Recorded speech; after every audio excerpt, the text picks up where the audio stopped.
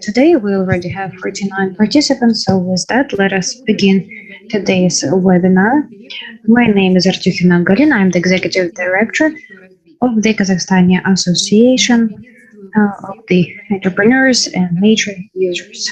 I welcome you all here at this webinar, dear participants of this forum, the Natural Climatic Solutions. On behalf of the organizers today, let me welcome you here and let me express the gratitude for your interest and for your engagement that Kazakhstan has. We meet many of you on a regular basis at different venues where we discuss ways to achieve national goals to reduce greenhouse gas emissions and adapt to climate change. We also do it on our side, which is called Natural Capital and Sustainable Markets. BCSD Kazakhstan is the member of the Global Network of Business Council for Sustainable Development since 2003. And currently we work in accordance with the strategy of the World Bank Code. With the strategy of the World Council Time to Transform. During 2021 and 2022, we work with the participation of the World Business Council for Sustainable Development in our sessions. And today, the Natural Climate Solutions Alliance hosts a workshop on mechanisms for investing in a natural capital. We will also have the opportunity to hear the opinion and experience of leading international and Kazakh experts who have linked their professional activities with the study of the role of ecosystems in the social, economic, and political life of people. Let me now start today's session and give the floor to the Deputy of Majlis of the Parliament of the Republic of Kazakhstan, scientist, Director of the Research Institute for Environmental Problems of Al-Farabi, named Kazakh National University, Ms. Skakova Ayjan. I recently found out that Ayjan is a student of the world-famous zoologist Nikolai Drozdov. Therefore, her commitment to the conservation of nature is understandable.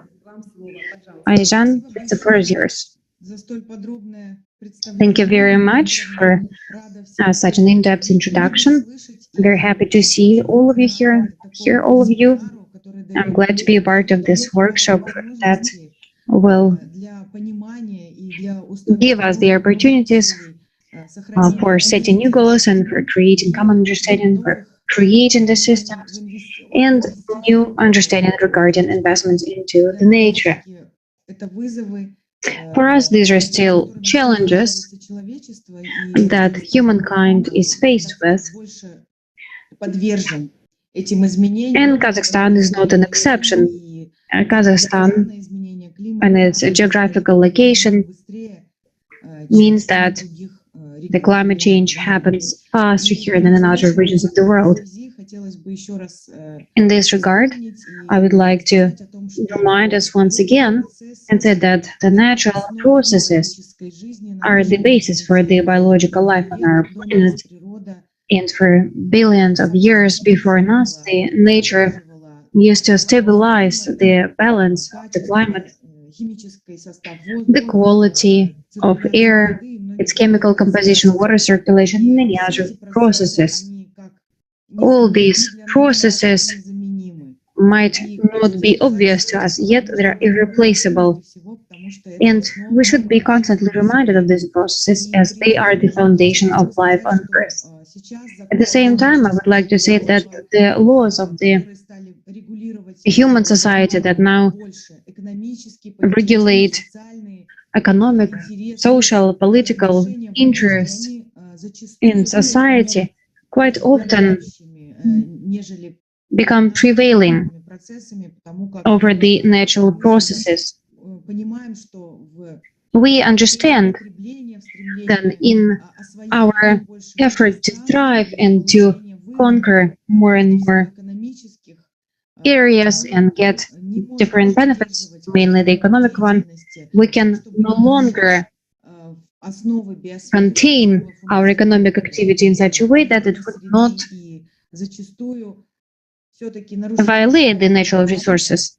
And so we violate the balance that is composed of all the elements such as air, surfaces, water, and flora, fauna. So once again, I would like to underline that traditionally, our ancestors in Kazakhstan were nomads. They would move from one place to another. They never remained in one place. They kept changing their pastures, they kept changing their lands, and they understood the vulnerability of the soil of the pastures, which creates barriers for the development of the nature. Now, with time, all these natural limits are no longer taken into account in order to get to the economic benefits. And that led to serious catastrophes in the 20th century, including the Aral Sea and the disruption of many other ecosystems such as Balkhash, Caspian, and many others. We understand that our economy and the social programs suffer because of these changes. We need to have new approaches and the new legal framework in order to preserve the natural resources. I would like to thank the organizers for this initiative and wish everybody great and fruitful discussion. Thank you very much. Thank you, Ayjana Mangaldeyevna. I have the honor to give the next floor to a well-known scientist, member of the Nobel Prize, professor at the Faculty of Chemistry of the University of Florence, member of the International Scientific Council of the Peak Oil Research Association, author of numerous publications and a number of books on economic development and resource consumption. Ugo Bardi. Last year, a new book by Ugo Bardi was published. It already became a bestseller. It is called The Empty Sea, The Future of the Blue Economy. I have only read excerpts so far, but I understand that this is a must-have book. Hugo writes that it is urgent to change the view of ecosystems and stop using them as a source of resources, but refers to it as the basis of human life itself. And we, writes Hugo, still have some time for this. Hugo, the floor is yours. Спасибо. Добрый день всем. It's a pleasure to be here, and especially in this international conference, workshop. And you all know that it is a difficult moment for science everywhere. And I'm especially pleased here to represent informally the Club of Rome, which is an international group of people from everywhere in the world, not just from the West. And we are trying to move to develop a view, which we could call holistic, if you like to use this term, and try to remain within science, but push forward a view of the situation which emphasize the need of considering the Earth system as a whole. That is, the current crisis, climate crisis, pollution crisis, economic crisis, political crisis, as you all know, it's related to the degradation of the ecosystems, all the ecosystems everywhere, in particular the boreal forest, the tropical forest, as you said, the sea, it's a marine environment is a subject that we studied in some detail, and there are enormous problems there too. So we try to push with an interdisciplinary group of scientists to push vision which sees the maintenance of the ecosystems the crucial point which we need to work on. And we're just trying to do our best. Thank you very much for your presentation. It's too much. But I just wanted to introduce the work we are doing in the group I'm part of. Also, Bulat is part of our group. And thank you very much. Спасибо за внимание. Спасибо большое, Уго. Thank you very much, Ugo. Next, I would like to give the floor to Kabayeva Aynur, Deputy Director of the Department of Climate Policy and Green Technologies of the Ministry of Ecology, Geology and Natural Resources of the Republic of Kazakhstan. Добрый день, уважаемые участники. Good afternoon, dear participants. Thank you very much, Galina, for giving me the floor. On behalf of the Ministry of Ecology, Geology and Natural Resources of the Republic of Kazakhstan, I am happy to welcome all the participants of today's meeting. I would like to express my gratitude to the BCSD and Kazakhstan for organizing such an event. And as previous speakers both already mentioned, this is a very important event, and all the current challenges that we're now facing are a big problem for the whole world. For example, climate change is a global problem that deepens the problems that each of the country has individually. And I believe I speak not only about our country, but I can say that about any country. Climate change is a global problem, and the scientists all over the world trying to solve it. They also do so within the Paris Agreement, and all the climate change experts include scientists from all over the world. It's true that degradation of forests, of lands, deforestation, desertification, decrease of the water level, drought, these are all the challenges that are deepened by the climate change. And unfortunately, the forecast of the WBSCSD says that the temperature will keep rising, and the efforts that countries are now taking are not enough in order to mitigate the climate change. And our region, the Central Asia region, is particularly vulnerable to these changes in temperature, and it only makes the current situation worse. The Ministry of Ecology,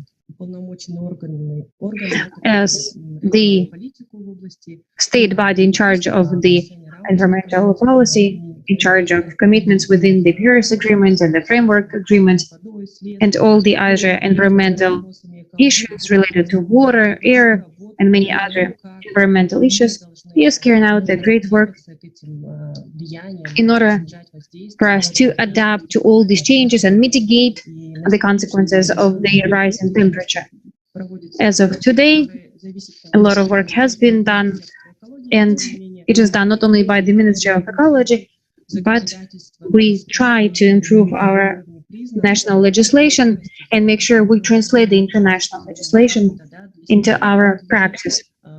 As far as the climate change is concerned, we have also identified vulnerable sectors such as agriculture, forestry, water bodies, the melting of glaciers, and many others. We understand that all of these issues might only deepen, especially when we talk about natural disasters. It's possible that in the future we will have less and less water, and then our water reserves will diminish. We are the country that depends on the country neighbors as far as the resources are concerned, and we understand that we need certain mechanisms in order to improve this issue, such as, for example, the water resources. And we need to make sure that we use new technologies and use better solutions as far as the water use is concerned. And also, we need to work on strengthening our national legislation in this area. The same goes to the forestry. There is also a natural solution in this sector aimed at improving the current situation, aimed at improving the lands, improving the forests, restoring the forests. All that is linked to the processes justified by the climate change. I would like to say that environmental code for the first time now contains the chapter on the climate change. It has been developed at the regional level, and we put a lot of focus on the most vulnerable sectors. All this process of adaptation should be done in such a way that all the state bodies actually start the process of adaptation and taking into account the program documents that are being implemented. And then we need to see how much certain goals or indicators can be reached in the future. If we don't take into account the way in which the temperature changes or the rainfall changes, we will not be able to reach the indicators that we have set for ourselves.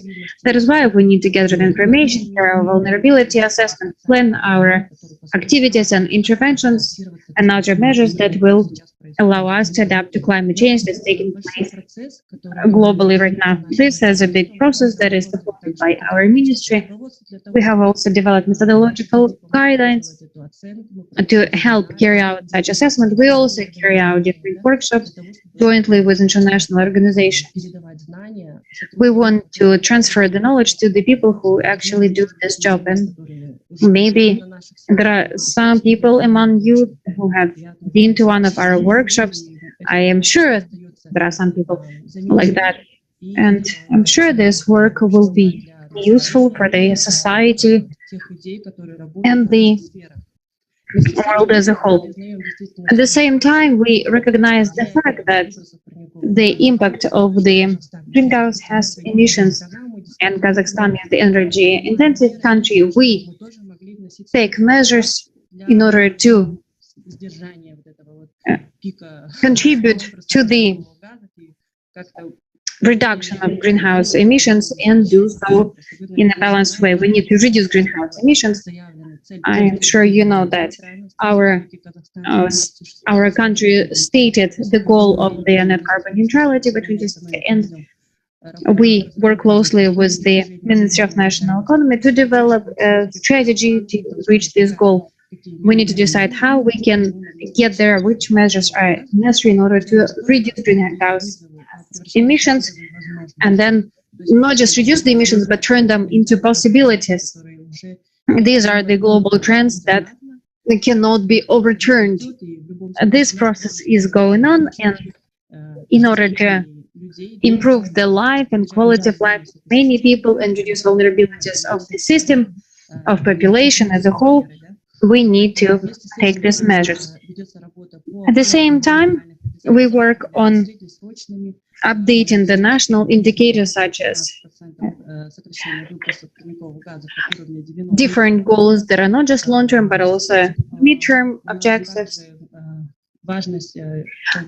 We also attach importance to different issues such as green technologies use, the best available technologies that would also affect the reduction of the greenhouse gas emissions. For that purpose, the environmental code now has new measures and a new green taxonomy has been developed. Green taxonomy is aimed at reduction of the negative impact on the environment, the reduction of energy efficiency, energy saving, and mitigation of climate change, as well as the adaptation to climate change. All these issues are aimed at resolving all the issues and processes that are now taking place in the country. And I would like to add by saying that Kazakhstan is open to cooperation, and so is our ministry. We are ready for cooperation. I wish all the participants a great discussion, fruitful work, and I hope that you will see a lot of interesting information. Thank you very much. Thank you very much, Ainur Irgalievna. And just to your words about the challenges that Kazakhstan's economy is facing and the Kazakhstani companies are facing, I'd like to say that we have 65% of today's audience are managers and leading specialists of large businesses. And such an attitude towards the issue of the natural climate agenda definitely reflects the understanding at the level of top management and shareholders of companies. So I'm pleased to give the floor for greetings to the General Director of the Association of Organizations of the Oil and Gas and Energy Complex KazEnergy, Ibrashev Kenjibek Niyazovic, a person who's well known as the head of the largest projects for the exploration and production of hydrocarbons in the Caspian Sea, in the Aral Sea, the president of the Kazakh British Technical University, co-author of the book Development of Oil and Gas Fields in the Kazakh Sector of the Caspian Sea. You have the floor, Mr. Kenjibek. Thank you very much. Can you hear me well? Yes, we can. Please go ahead. Good day, dear colleagues. I'm welcoming all the participants of the workshop. I'd like to thank the organizers to speak to you today. I'd like to say that KazEnergy does support this initiative of a holistic implementation of measures on nature climate solutions and attracting investments to preserve natural ecosystems and natural capacity to mitigate climate change and towards net zero. Our country, just like other countries, is already facing the issues of climate change, and the examples are there to be seen. We have natural disaster examples in Kazakhstan, very many. We have floods in the spring and droughts in the summer and snowfalls and no snow winters and the dust storms that we just had recently in Nur Sultan. So this and many other things. And in this regard, one of the goals of our Kazakh strategy of net zero, which currently is at the stage of improvement, it takes into account climate change for the national economy, the society and ecosystems, and adaptation and increasing adaptation capacity to climate change in the short and long term, taking into account the different sectors of Kazakhstan.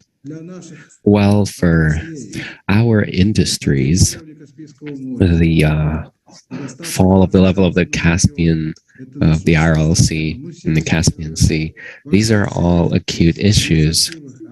And in all these initiatives, we do take active participation. My colleagues that do that, they're here today at the workshop, and we will continue to support any of these useful beginnings that may bring benefit. Now, I'm not a specialist in ecology, right? It's just that throughout my life, we were the ones to ruin the environment in the early years when we were starting our exploration in the Caspian Sea. We always dreamed of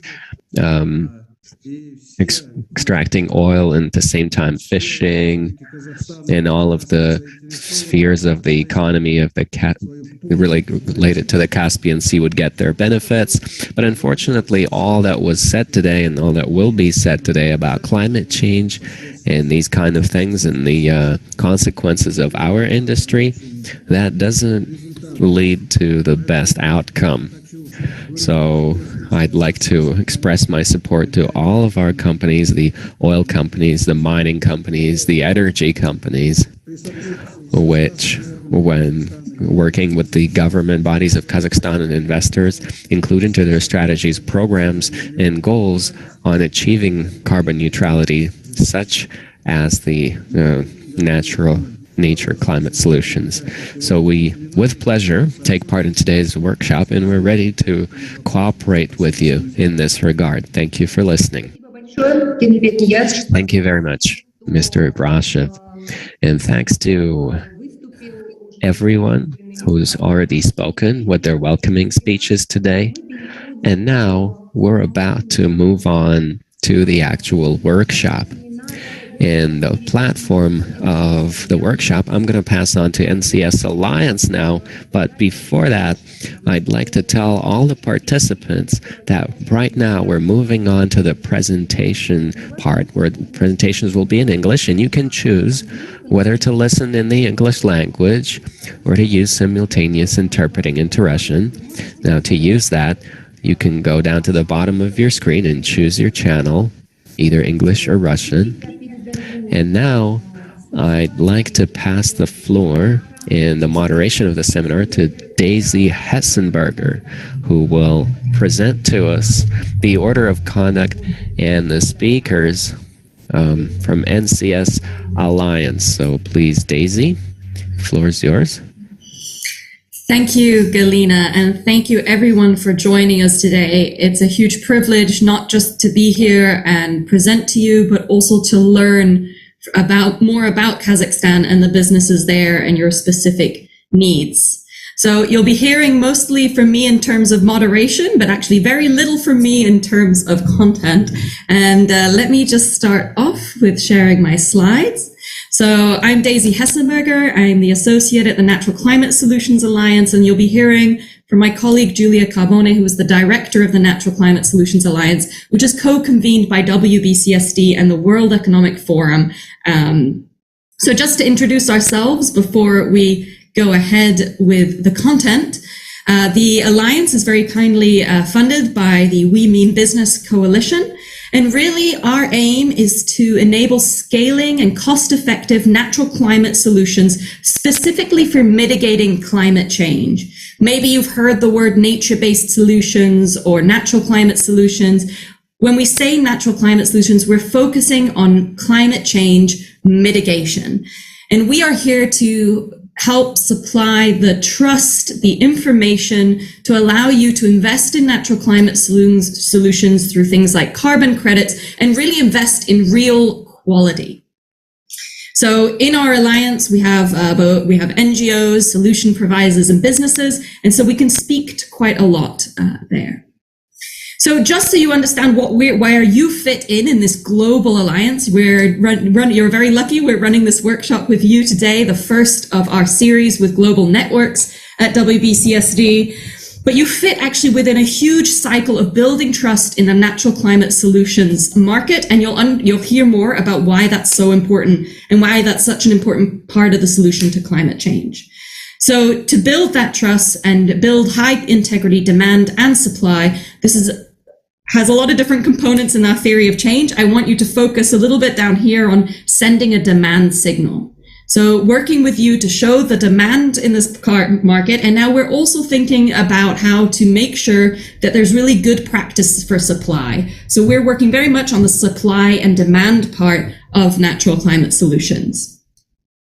Just a quick note of this is our members. As you see, we have quite a few different global businesses, and I think we might even have some national representatives of these businesses here today in the audience. And the goal of today is really to provide you with the information, the beginning information of why are natural climate solutions important? Why are we talking about them today? When should you use them and when not? What do high integrity natural climate solutions look like? What does quality look like? And then finally, we'll have a nice run through of the top 5 things you need to know when you're thinking about how. Maybe you already know the why, the when, and the what. So we'll finish with the how. But I really want to emphasize this is not a solution today. This is the beginning of more conversations. So maybe you'll come in and you'll learn some things, hopefully, but you'll probably leave with a lot more questions than you had at the beginning. And that's okay. We're here to answer those questions later on as well. So you'll leave with this general foundation, a good understanding of climate strategies, the business case, and what natural climate solutions are.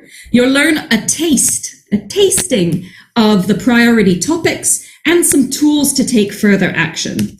And you'll be hearing from some of our global and international specialists, as well as Kazakhstan context throughout. Well, we'll introduce them specifically when they're speaking. And so I don't want to take up any more of your time. Instead, I'm going to hand over to my fabulous colleague, Giulia Carbone, the director of the Natural Climate Solutions, to really go into why are we talking about this today?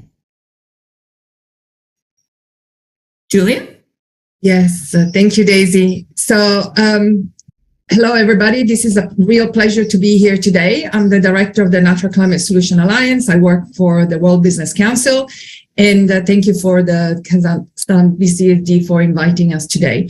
So let me give you a little bit more information on the scope and some of the assumptions that are behind the use of natural climate solutions as part of your journey to net zero. Let me just make sure that I download the right presentation. Sorry, guys. Oh, okay, hold on. Okay. So, hold on.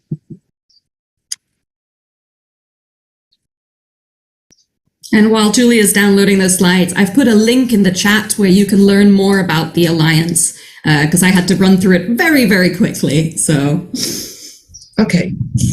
So, we are sharing the slides. So here.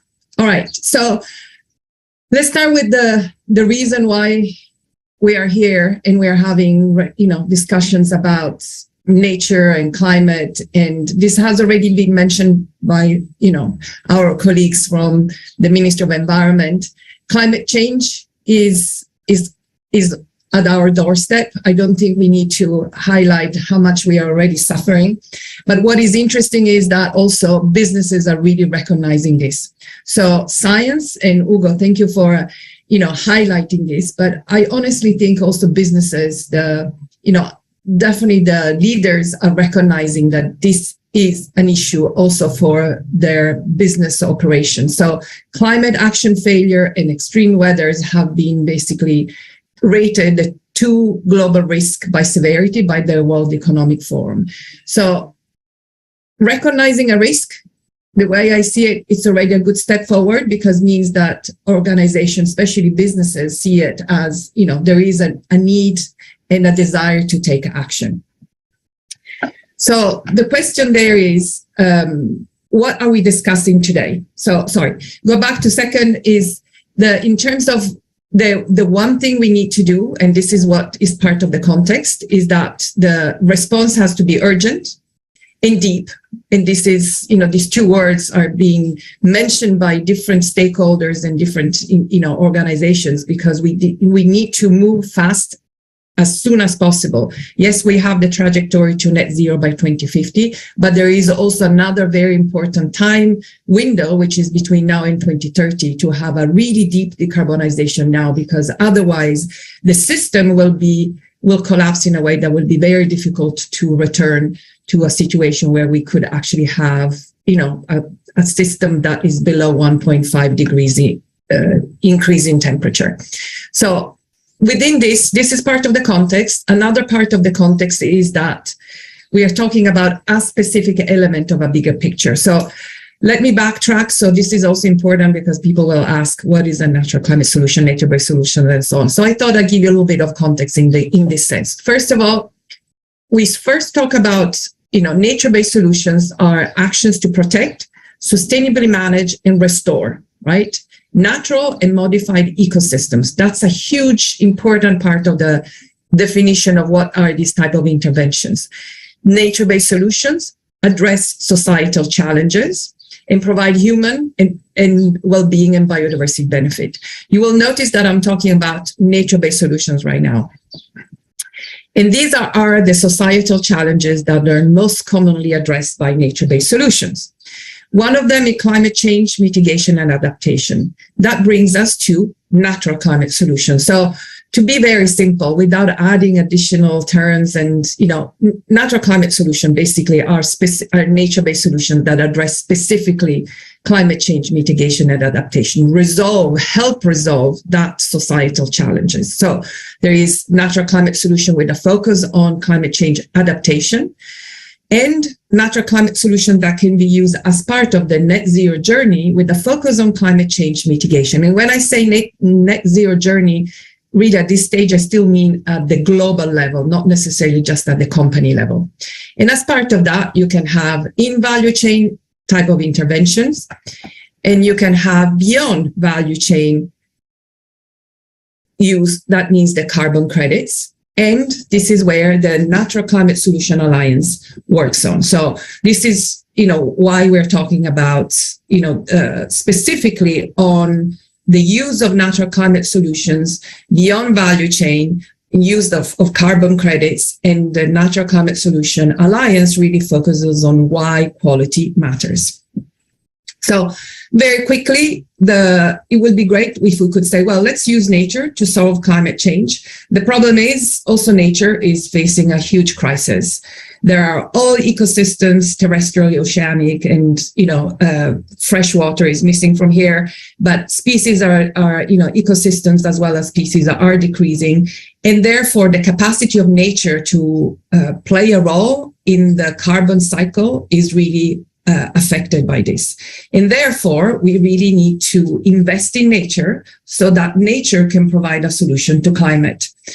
There are a number of estimates, so the numbers are not so precise, but basically there is estimates of around 10 to 11 gigaton of CO2 that can be removed or and sequestered by nature per year. That's the role that nature can play in the climate, in the climate mitigation story. And there are a number of solutions, and Daisy will go through them a little bit in more detail later. But when we say what is important is that we are talking about avoided emissions and enhancing. So we are talking about reductions and removals at the same time. So nature is there is a variety of type of solutions that they can offer. And also all different ecosystems can play a very important role. In this slide, we highlight the role that forests and grasslands and wetlands can play, and as well as manage, like modified ecosystems such as agriculture systems. There is not much said here yet about oceanic systems and, oceans, but also there is much, more and more research on what is the potential of oceans for the removal of carbon and as well as reduction.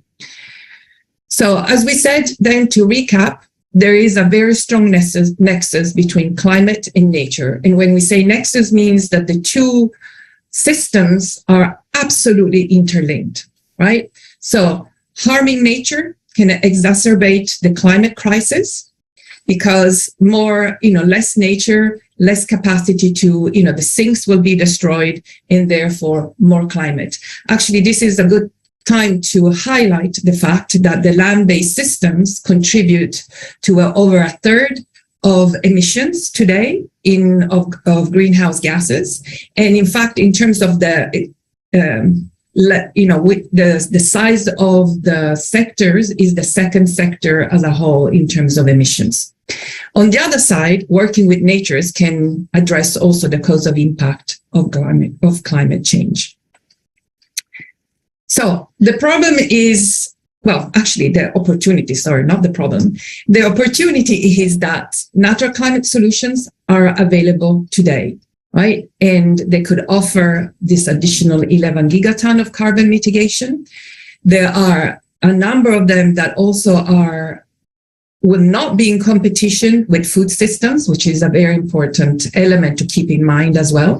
And these has been highlighted by the IPCC land report. What is really important also is that natural climate solutions also, if of high quality, and we will go into this element of high quality later, can provide a lot of additional benefits. And these have been assessed by Gold Standard to be around over 1 million FUNCO benefits a year in terms of biodiversity, employment, and health. And forget the 1 million. What is important is what is the value locally, actually. And we will hear also from our colleague later on in terms of what is the value for the communities of these enterprise that actually use carbon as their business. So here is the global picture in terms of what is the role of natural climate solutions in terms of avoided emissions and enhanced removals of enhanced sequestration in the global journey to net zero. So you will see that in the near term, that means between now and 2030, we could get up to 37%. And more or less, I mean, what is important is not if it's 37, 38, is that it can play and it should play a very important role. And what is the question is, however, how do we invest in them? But before we go into that, I wanted to highlight that natural climate solutions are not the only solution for removals in particular. And so anything that a business does, it should think about a portfolio approach. What is important is natural climate solutions are available now, but we want to also to explore and invest in other solutions. So there are other, and this is a picture of the of the voluntary carbon market. You will see that there are a lot of other type of credits that carbon credits that are generated by other technologies at the moment, such as renewable energy and other solutions that are more about, creating more efficiency and avoiding emissions. But in the future, and this is the discussion that we are not having today as part of this workshop, but World Business Council is also working on that, on direct air capture, for example, what we call technological removals. So it's great. We have this opportunity. 30% of the solutions can be on nature, but unfortunately today, around only 3% of funding goes to nature for climate, although it's 10% of the conversation. So how do we increase the funding? This is a key element of the discussion, because we need to understand how to channel the funds from different sources. So it's not just the private sector, but other sources. But one of the ways to finance natural climate solution is really through the voluntary carbon market. So through the purchase of credits, and where a credit is a 1 ton of CO2 removed or reduced. In our approach, there should be no contradiction between a company cutting its own emissions and using credits. It all depends on how it's done. And we will touch upon this. And actually, my colleague, Alexander Nick, will speak about that as well. But also, it's absolutely critical that the carbon markets have to function properly, with trust and integrity are absolutely a must-have. We are going to have Mark Ember later talking about one element of the integrity of the market, and I will mention other elements.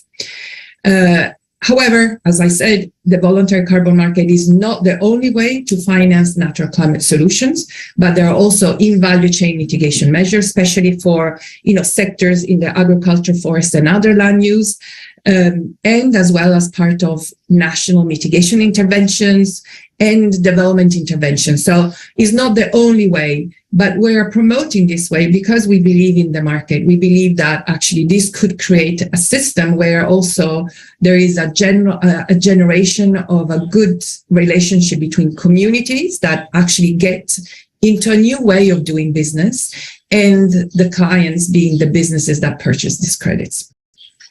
So the how-to is absolutely important, as I said, where we talk about first the integrity of the market, so the rules of the market and the standards and third-party verification.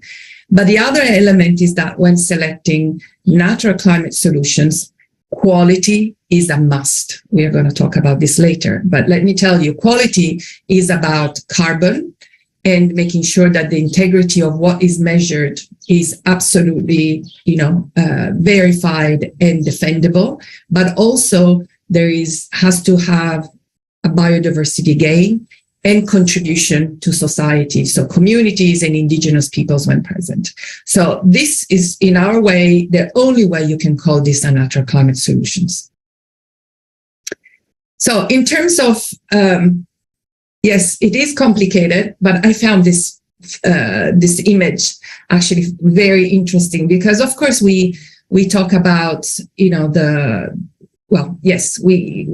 talk about all the different ways to purchase integrity carbon credits, right? And I can imagine it could sound very complex, but as this image puts it forward, you also find the complexity. There is some complexity when you choose something like an ice cream.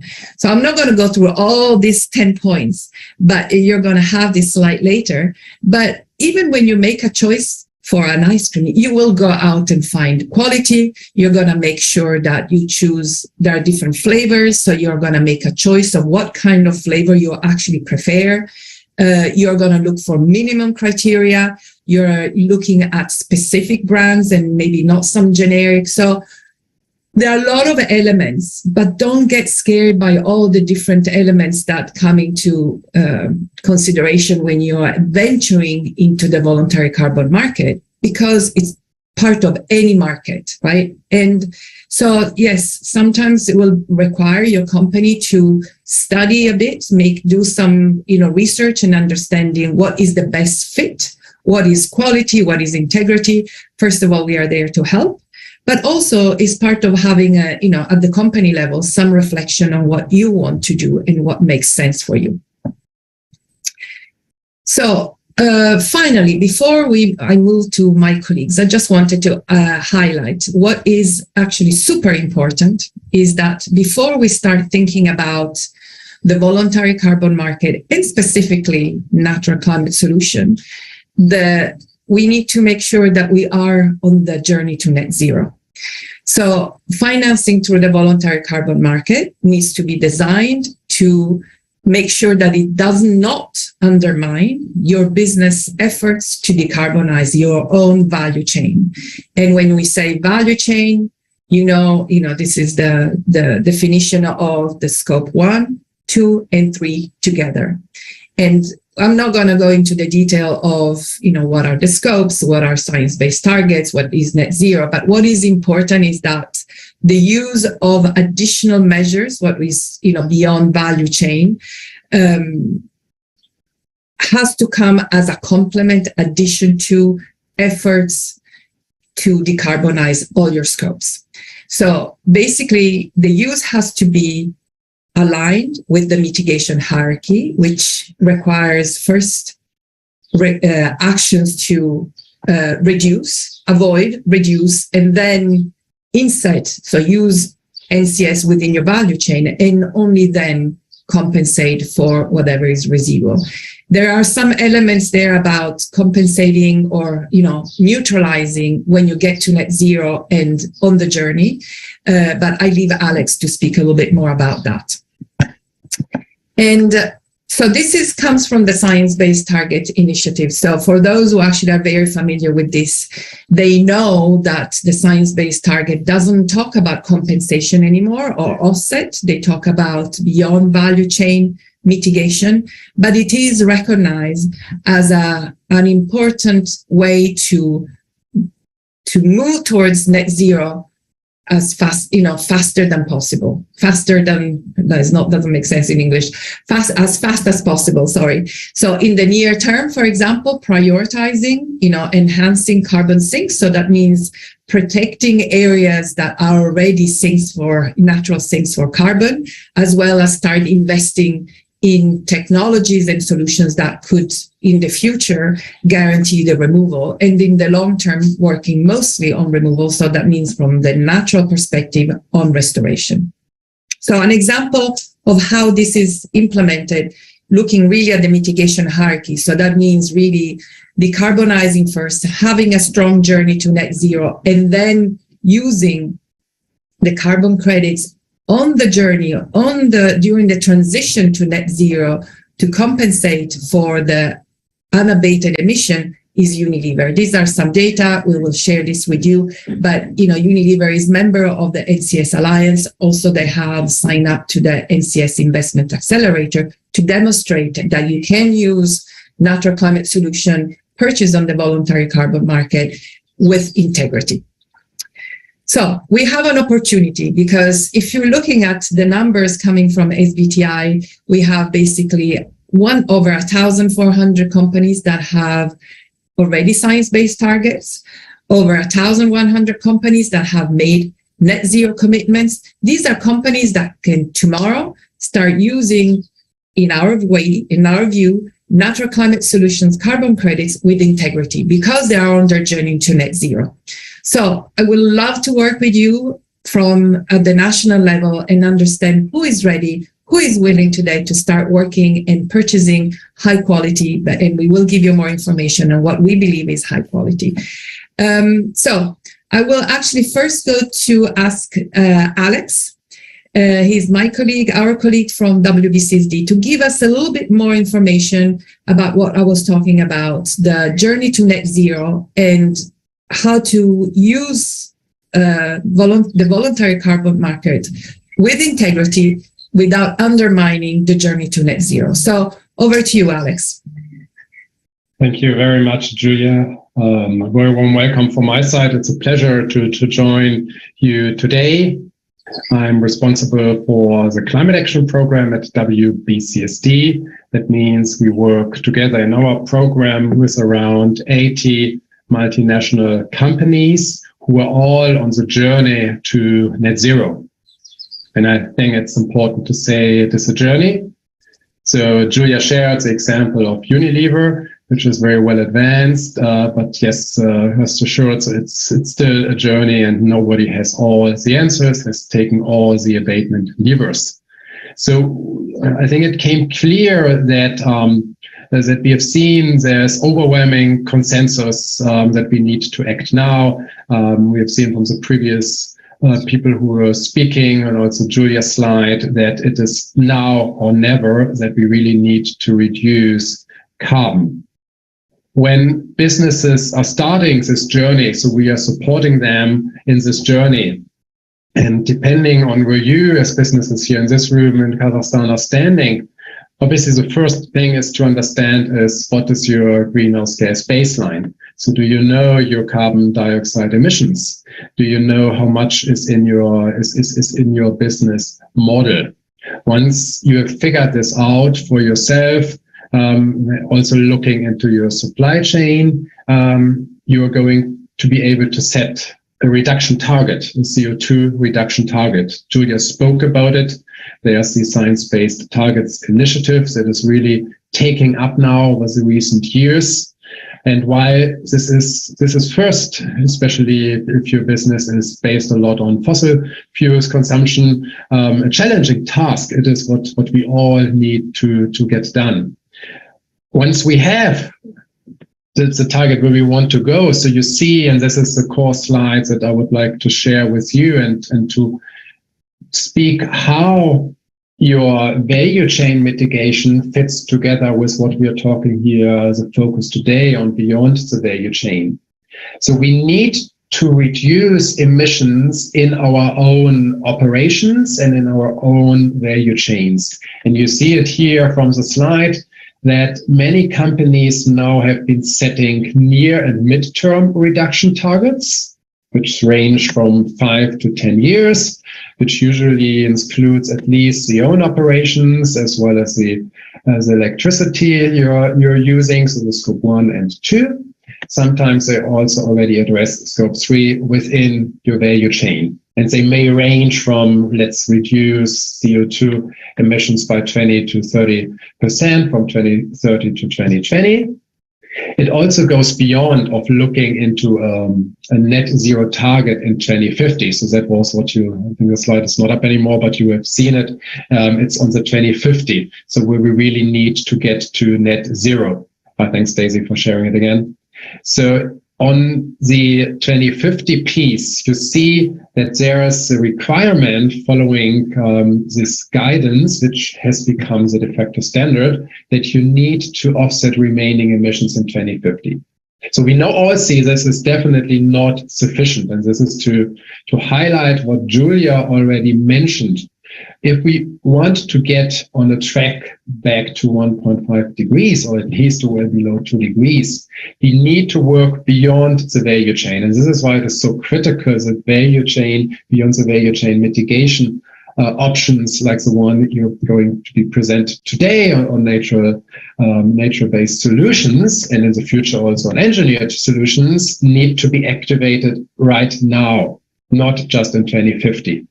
So it is a voluntary initiative. However, it is one that without this voluntary market, as Julia mentioned, that is going to develop, it's very unlikely that we are meeting the targets we need to go, because there's just already so much carbon dioxide in the atmosphere. Curve is still even going into the wrong direction. So we need to not just first get into the right direction. And while we are doing it, the use of voluntary carbon offsets, the voluntary beyond the value chain mitigation is so critical.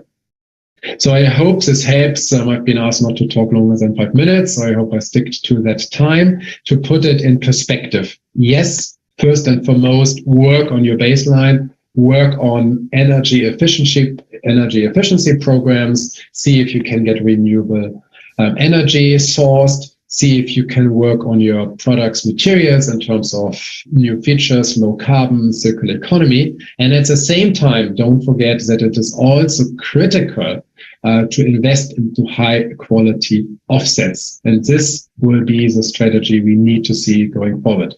So thanks a lot for having me here today, and back over to Julia, to Daisy. Yeah, no, thank you. And Alex, I just wanted to thank you, but also remind everybody that, this space of work, basically the SOS 1.5, or how companies can really integrate and decarbonization in their value chain. So scope 1, 2, and 3 is a massive amount, is a very important area of work of WBCSD. So there are a number of different sub-projects working on scope 3, for example, is really something that we are putting a lot of efforts. So any specific question on that part of work is Alex. This shows me also an important element, that working on natural climate solution, but working on climate change as well as nature, is about collaboration. Alex works in the climate team, I work in another team, but we actually have to work together. There is a question in the chat about why this wasn't, why natural climate solutions were not mentioned before. My view, I don't know, I wasn't there when I did they were writing the conventions, but it's because there is a very difficult, we don't know why it's so difficult to connect the dots, right? Nature was seen as a separate issue from climate. Fortunately, now scientists and science has demonstrated that, they're absolutely interlinked between the two systems. And it's not just as a scientific level, but now more and more being integrated in the discussion, not just as a discussion, and hopefully more and more also as part of the, legal documents. From the other perspective, you have also the track of the natural climate, and the biodiversity conversations. As you know, CBD is actually happening this year. Finally, we know that. They are also a bit shy, but they're starting to integrate into their convention also the role that nature plays vis-a-vis to climate. So we are on the right track, but also as governments and civil society, we need to push more for these pieces to come together at the company level, at the national level, as colleagues.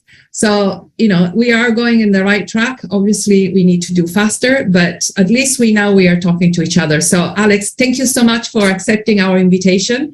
And we will renew the invitation for all the other sessions we're having, because this is really about working together. So thank you very much.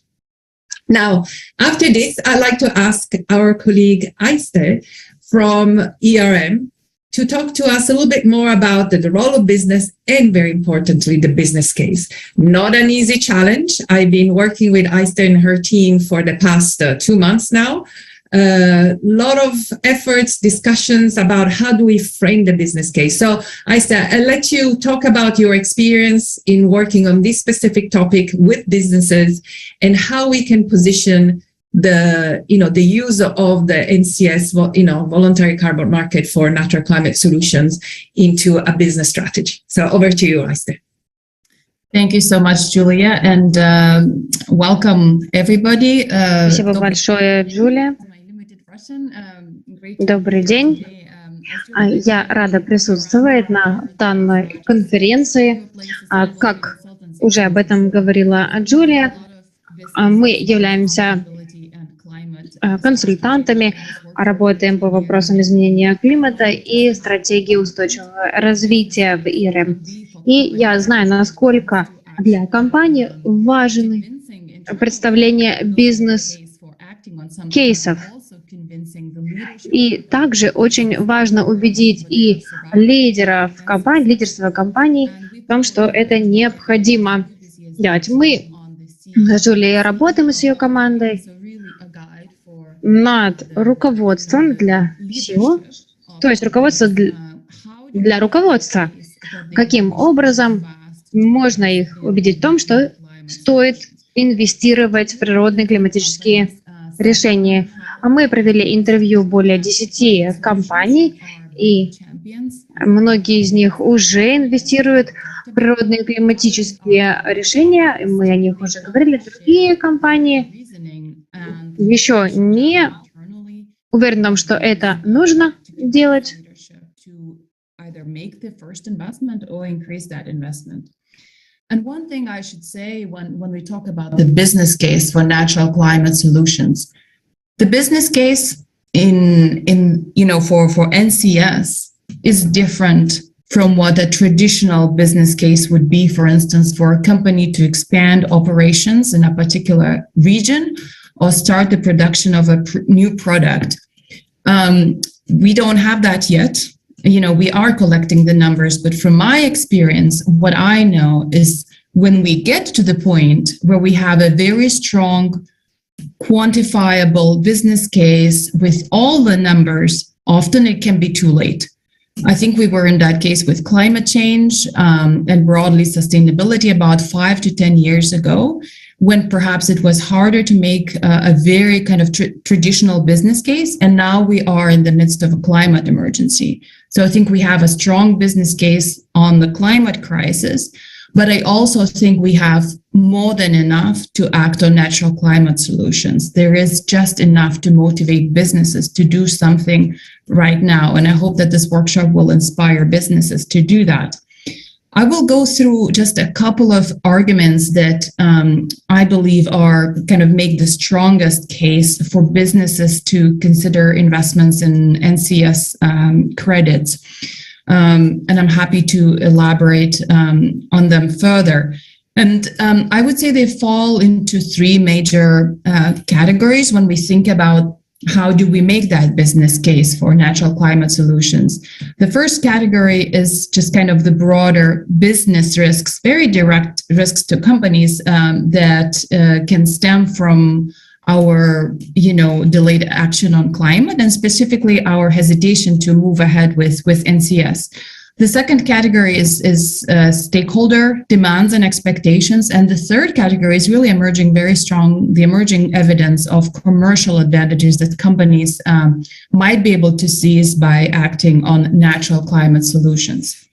So when we talk about the first kind of group of rationale and arguments for NCS, I think we have to be very clear, and both Julia and Daisy talked about it. If we don't invest in climate solutions now, we are risking very significant damage to the global economy, in addition to all the other effects that we will see. And there is no way that any business can avoid being directly impacted by that. So according to some estimates, if the temperatures rise to 2.6 by 2050, the global GDP might drop by 11 to 14%. And the unfortunate reality is that in developing nations, that will be even more of an effect. So the drop might be even more significant.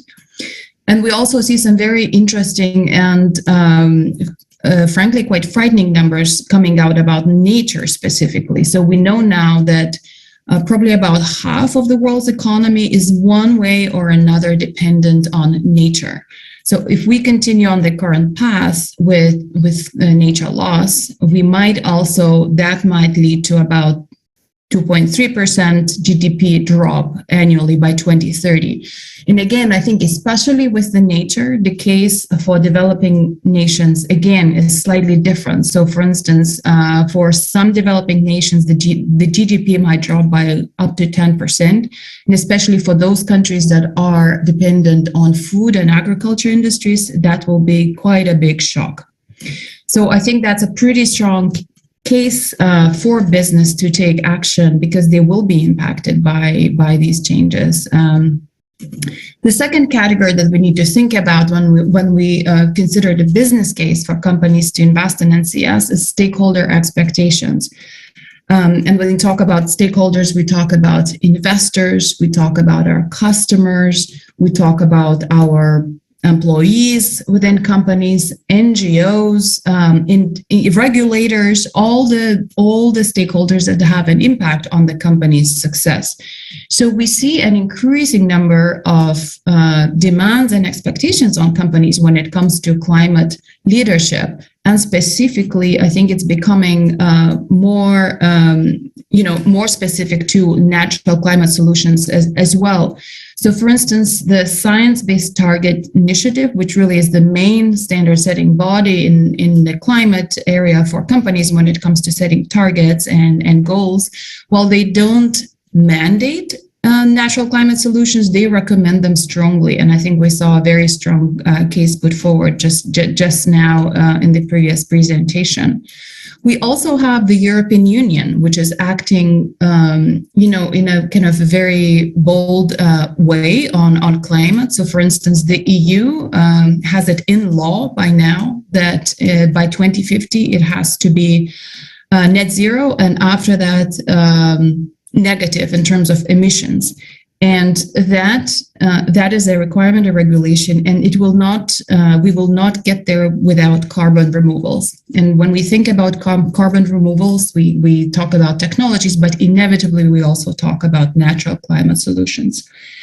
There are also, as I mentioned, expectations from the broader society. We've been running a survey of sustainability experts globally for over 20 years. And what we are seeing is that if 5 or 10 years ago, the government was expected to take action on climate, it's now business and government are on par. Both of them are equally accountable for making sure that we, as our global society, we actually get to net zero and we avoid the worst impacts of climate change. And when it comes to commercial advantages, I think those are also emerging and becoming much more quantifiable than they perhaps were a couple of years ago. So, for instance, one commercial advantage that it's becoming very clear is human resources and talent. And I think this is really a trend globally. We see some surveys, for instance, I'm quite familiar with the United States. So up to about 75% or 3/4 of young employees, those that are under 35, look at the company's sustainability and climate record when they choose an employer. And I think competition for talent will probably be one of the deciding factors when it comes to company success in the future. So inevitably, that will affect their climate action as well. And when we talk about natural climate solutions, what we heard in interviews very clearly is that the companies that invest in nature and natural climate solutions are able to make a very tangible case to their employees that they are taking action on the issues that matter to them. Perhaps the company is also doing something on their supply chain. Perhaps they have other projects as well. But I think it goes without saying that by investing in nature projects, companies are able to demonstrate in a very convincing and in a very tangible way to their employees that they care about the issues that the employees also care about. And another commercial advantage, I think it's quite clear that all companies, or the majority of companies at some point, will have to think about natural climate solutions.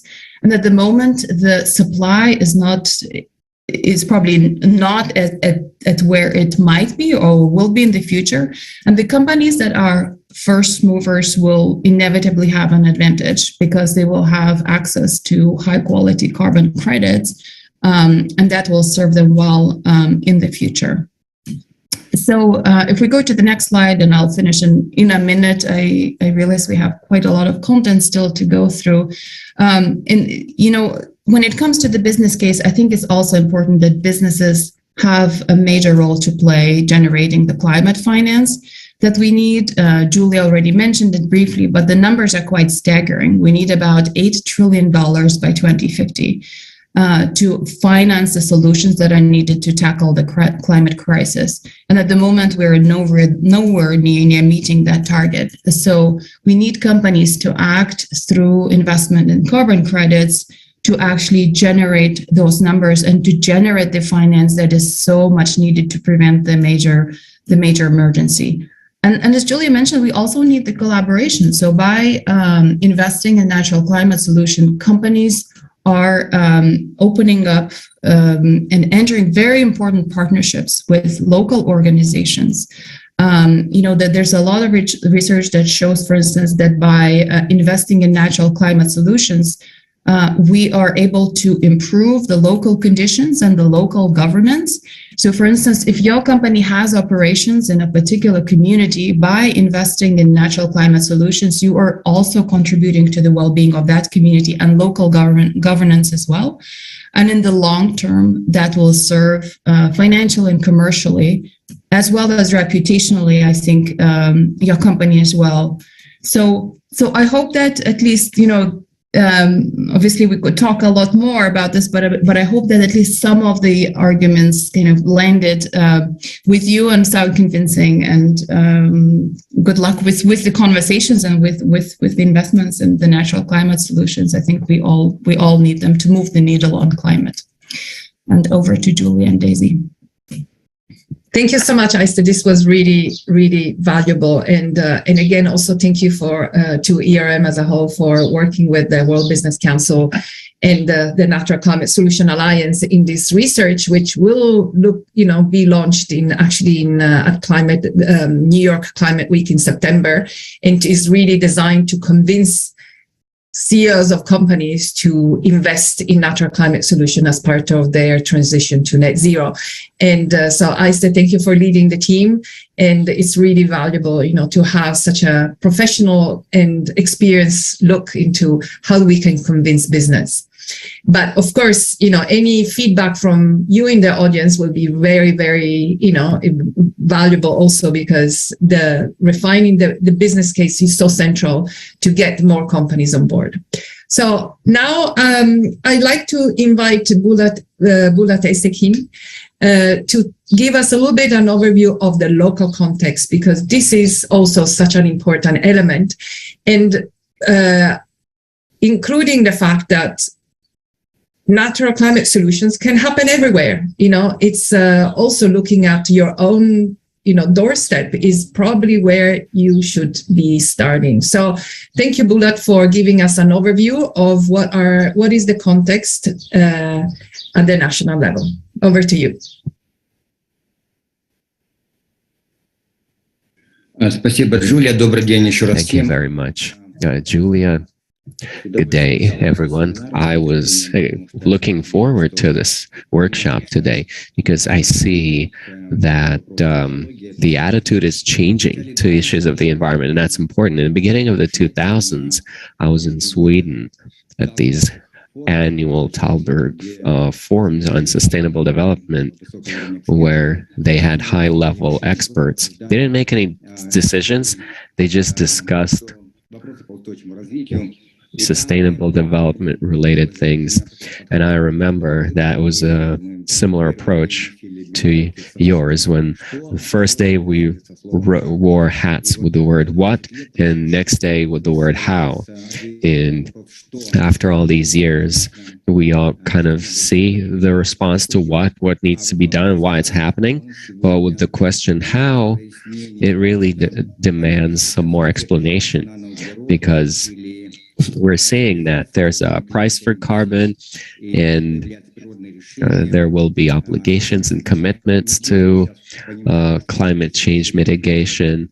Of course, it's not like planting trees like some of them understand it. That's a bit of an incorrect interpretation of these solutions. And going ahead of myself, I'll say that in terms of natural solutions, it shouldn't be a targeted approach. It shouldn't be just CO2. It's not just trees, but you need to have a holistic approach to these natural processes based on ecosystems. The ecosystem approach not a targeted one. And the second thing, in terms of the how, and that'll be my second presentation towards the end of the workshop, is the participation of people.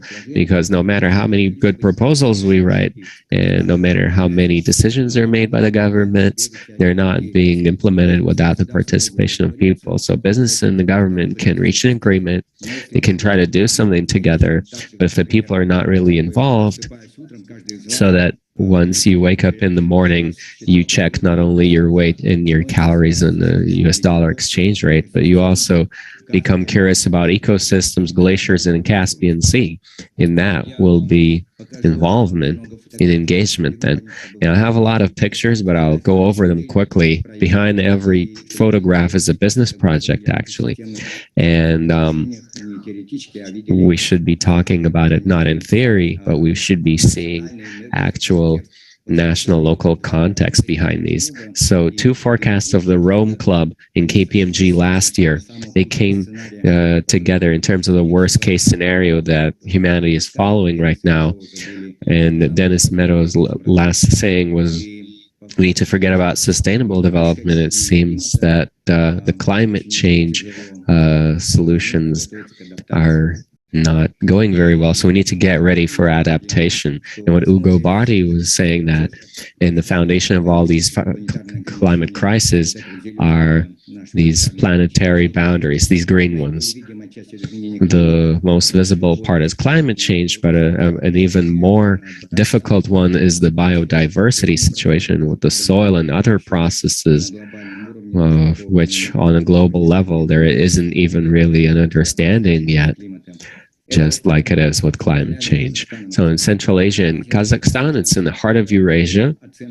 And based on the Biodiversity Convention assessment, Central Asia plays a key role. It's one of the key regions on biodiversity, one of the key bioregions of the planet.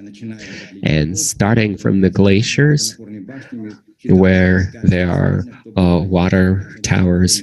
If you were at the Dushanbe Forum recently, you heard how fast the glaciers melt, and that has to do with many global processes, such as the continental shift of water and flooding, heightened flooding in Europe. Our glaciers, the indicators of the condition of the glaciers, which the Central Asian countries are proud of, the forest. This is the view out of my window. This is live forest. And I wanted to say we're making this forest program for Kazakhstan. One of my slides is that the UNDP assessment was that all of the values from forests that we're used to, such as berries and mushrooms and wood and tourism, are much less than what the forests do with climate regulation. So just, recovering the forests, restoring the forests in this program, investments that you can put into forest isn't enough, and even more than enough than the whole forest program Kazakhstan needs. It's a good business project, but still the forest is degrading and burning. There haven't been any real solutions. And the function of the forest is very important, not only for the climate, but to maintain global environmental sustainability and life on Earth. And here's about bioregulation, the theory of biotic regulation. This is the theory that really explains sustainable development, because there have been a lot of programs, but this is a scientific theory that tells you about how nature maintains biological stability. And these are some pictures. This is the Sieversii apple, which is a biological genetic grandparent to all modern apples, which there's more of 6,000 of out there. It's also a powerful business project, because without preserving the genetic base, all cultivated apples, time to time, will become extinct.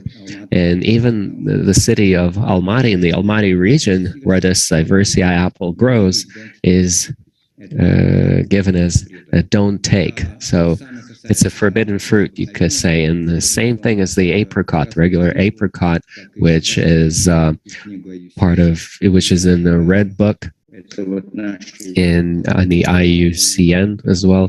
These are wetlands in the Kurgalji district, in the pastures. The Przewalski horse is the ancestor of the modern horses. And I'd like to say that this environmental approach should be based on ecosystems. And for Kazakhstan, of course, it's river basins, because river basins encompass starting from the glaciers and down to the water bodies and the steppes and the forest, everything, even cities and agriculture. They are the best foundation for this ecosystem approach. And in Kazakhstan, just like in Central Asia and in the world, every square meter of earth is relating to some water collection basin. And these are 8 basins, like for instance, the Irtysh is one of the largest rivers after the Missouri in the world, is of course in a very difficult condition now. In the Caspian Basin, for instance, it is the basis of all of our oil and gas industry. You see how these indicators, the condition of the Caspian Basin in terms of the sturgeon, in the Caspian seal, that there's just a collapse here because of the pollution and the Ural and the poaching. In the Ural, it's located between Russia and Kazakhstan. Kazakhstan is sounding the alarm now. It's been famous for sturgeon and black caviar. It's almost disappearing now. And the academician Shebulov was saying that we need to change the management. All of the Ural Basin should be managed as one ecosystem, not targetedly, not resource-based, not separately agriculture, water industry, energy, and utilities. It should be managed as an ecosystem. It should have one status. And the restoring of the sturgeon, the Ural sturgeon, that's one of the main goals of restoring the well-being of that ecosystem. So more pictures on the Balkhash. That's one of the largest lakes in the world. It's in Kyrgyzstan, China, and Kazakhstan. It's more than these European countries, UK, Denmark, Switzerland, Holland, and Belgium all together. This lake system is very important for global stability and sustainability. It's degrading nowadays, but it contains millions of hectares, hundreds of thousands of hectares of pastures, forests, and national parks and natural reserves, renewable energy sources, fish.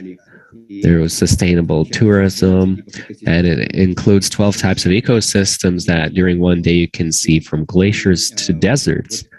And all of this biodiversity, such as the Kazakh eagle, the berkut, and it's the symbol of our national flag, and these lakes. And this is the Kolsai Lake near Almaty, in the tulip, the Shrink tulip, which is also the ancestor of all modern tulips.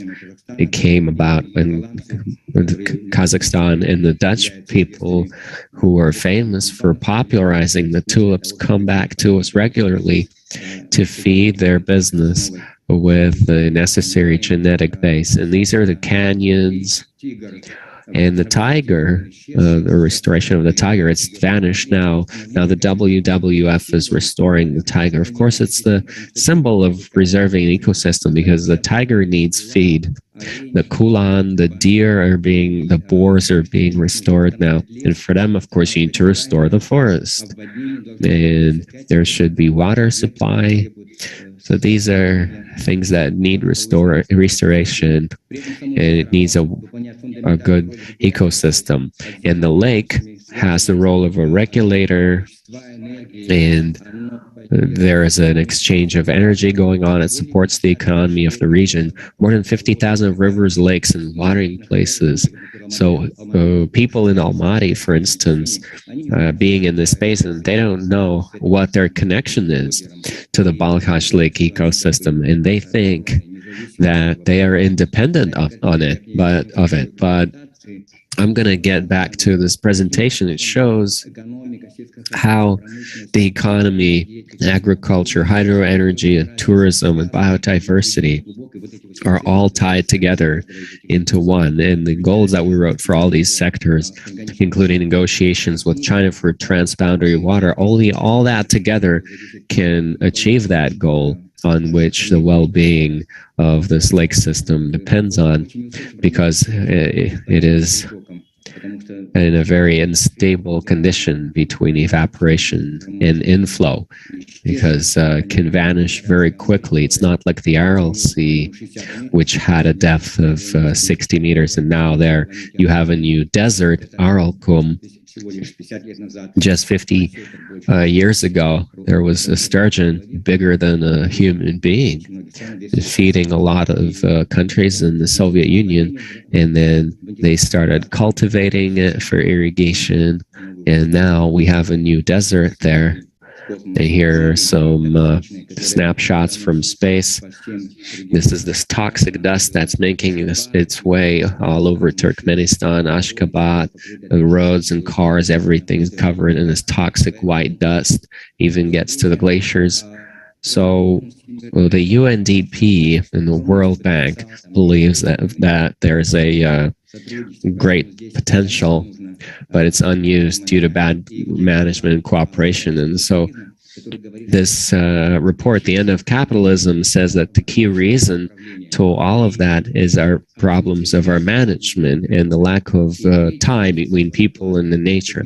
And the third thing is that business should put nature in the focus of its decision making.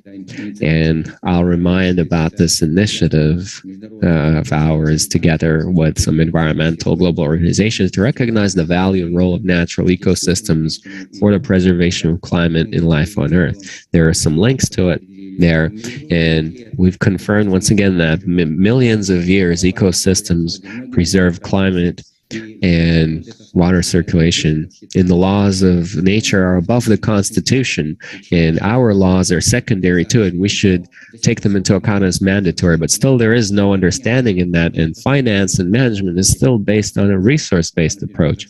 In our laws in Kazakhstan nowadays, the ecosystem principle is declared, but all the instruments and tools are based still on this resource-based approach: water, earth, subsoil, biodiversity. So even at UN level, and Sustainable Development Goals and Climate Convention and Biodiversity Convention, there is no sufficient understanding of the ecosystem. Even the Sustainable Development Goals are divided in sectors such as water, sustainable energy, and that's an incorrect approach. And that's why I say that we need to shift from traditional resource-based management to ecosystem-based management, taking into account the interconnectedness of all of this as one single organism. And of course, the people need to be involved, and this depends on the people. The people are the guardians of the ecosystem. So that initiative that you're mentioning, I hope that it will change the business behavior, because business is important and it can really turn things around. And you said that there's already listing standards and accounting, and earth and ecosystems are part of that. So in summary, I'd like to say that ecological sustainability is the main task of humanity, and we should keep explaining that. And projects should be based on an ecosystem approach, not targeted, not resource-based, not separately forest. Forest should be always tied to water, to the basins of where it is, to the people.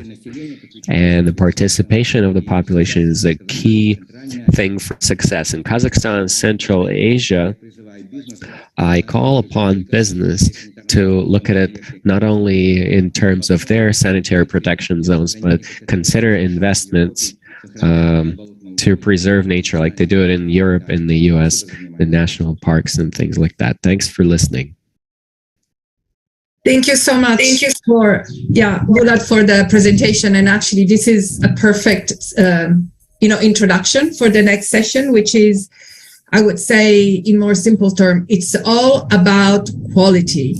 As you said, it's not just trees. No, an NCS is about bringing together nature, people, for the climate mitigation and not the other way around. So over to you, Daisy, to introduce also the importance of how we stress quality, and with some examples from the field. Thank you, Julia. And I don't know about everyone in the audience, but I'm a very visual person, and we've heard a lot about the strategy, the why, and also the context of Kazakhstan, which was fascinating. But I need to see, what does a natural climate solution look like on the ground? Are we already doing them? What can they look like? And Julia gave a great introduction to that. So I wanted to go back a little, take a step back and remind ourselves, what are natural climate solutions? We've said they are for climate mitigation. You're going to hear a lot about carbon today.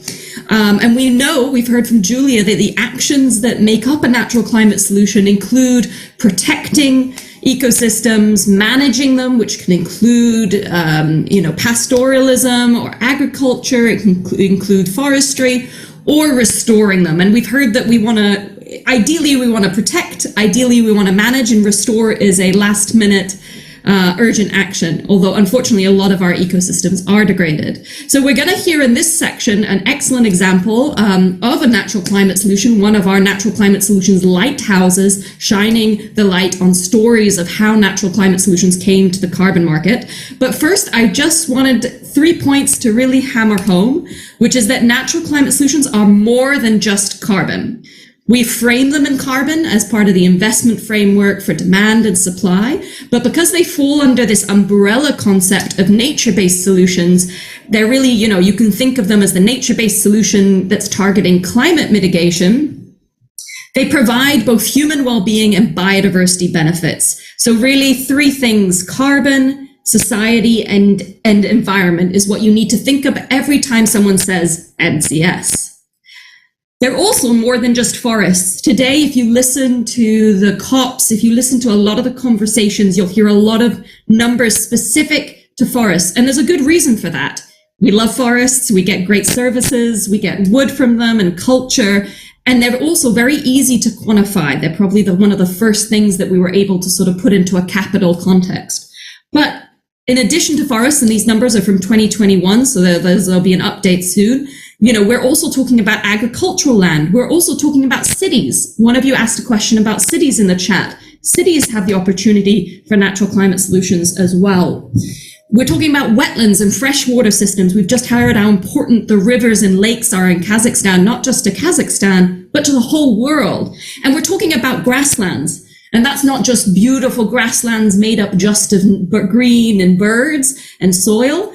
Those grasslands have people on them. They create some of the food in terms of rangelands. And we heard about how Kazakhstan has a beautiful cultural history of nomads and pastoralists. So again, when you hear NCS, you're thinking this is more than just carbon. We're talking about people and the environment as well. And when you hear NCS, you're not just thinking forests, you're really thinking about all the beautiful ecosystems in your country.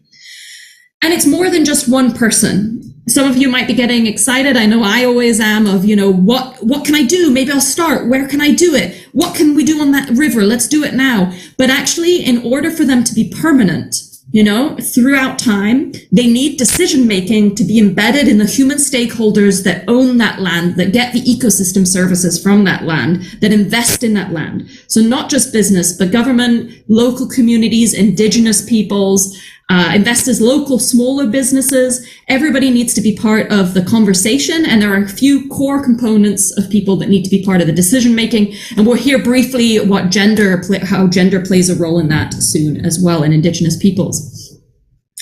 So why is it important to take into account the people? I just wanted to hammer home again. The reason why really taking nature and social aspects are into account is because that is what addresses the vulnerability. That makes sure that natural climate solutions or nature-based solutions as a whole persist through time and aren't just a forest that you build for 10 years, then the policy changes or people are starving and they need firewood to make clean water and your forest is gone. If you want these solutions to be permanent for 2050 and beyond net zero, it has to include the human and the nature component.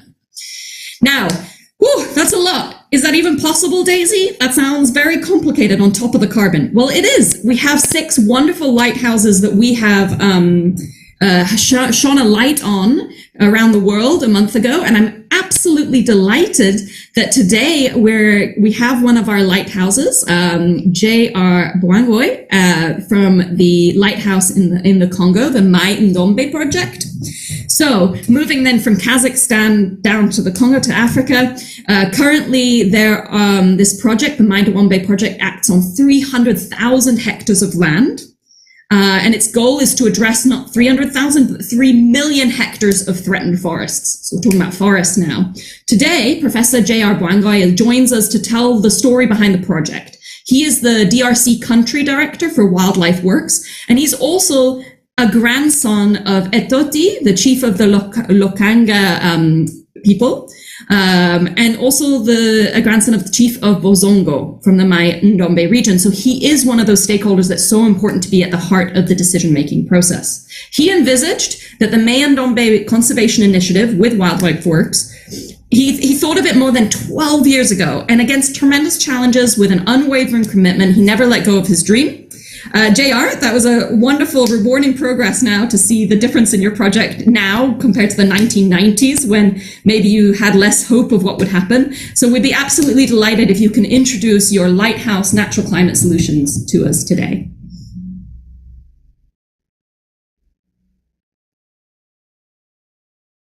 JR, we can't hear you. I just want to check that you're online. Okay. Brilliant. I can hear you now. Okay. Thank you very much, Daisy, for your very nice introduction. The Mai Ndombe Red Project started some years ago. We started with a friend of mine, John Kendall, from Canada back in 2009. So we tried to look for donor-based solution, since 1989 to create a project that could protect the forest, but we could not find any solution. So we had to try, some market-based solution. That's why we created that project in 2009. So we tried again to, techniques was not very well defined at that time for RED program. So we tried to find who else has done it before, and we found Mike Konchiski of Wildlife World Carbon.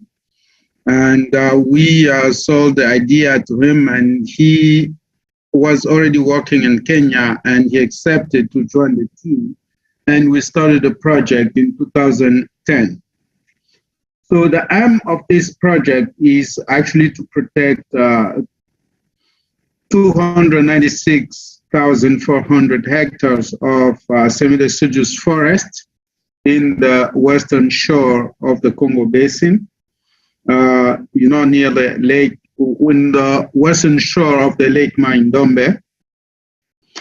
So the project area is home of endangered species such as the bonobos, where you only find this, especially here in the DRC, which is highly endemic and highly endangered.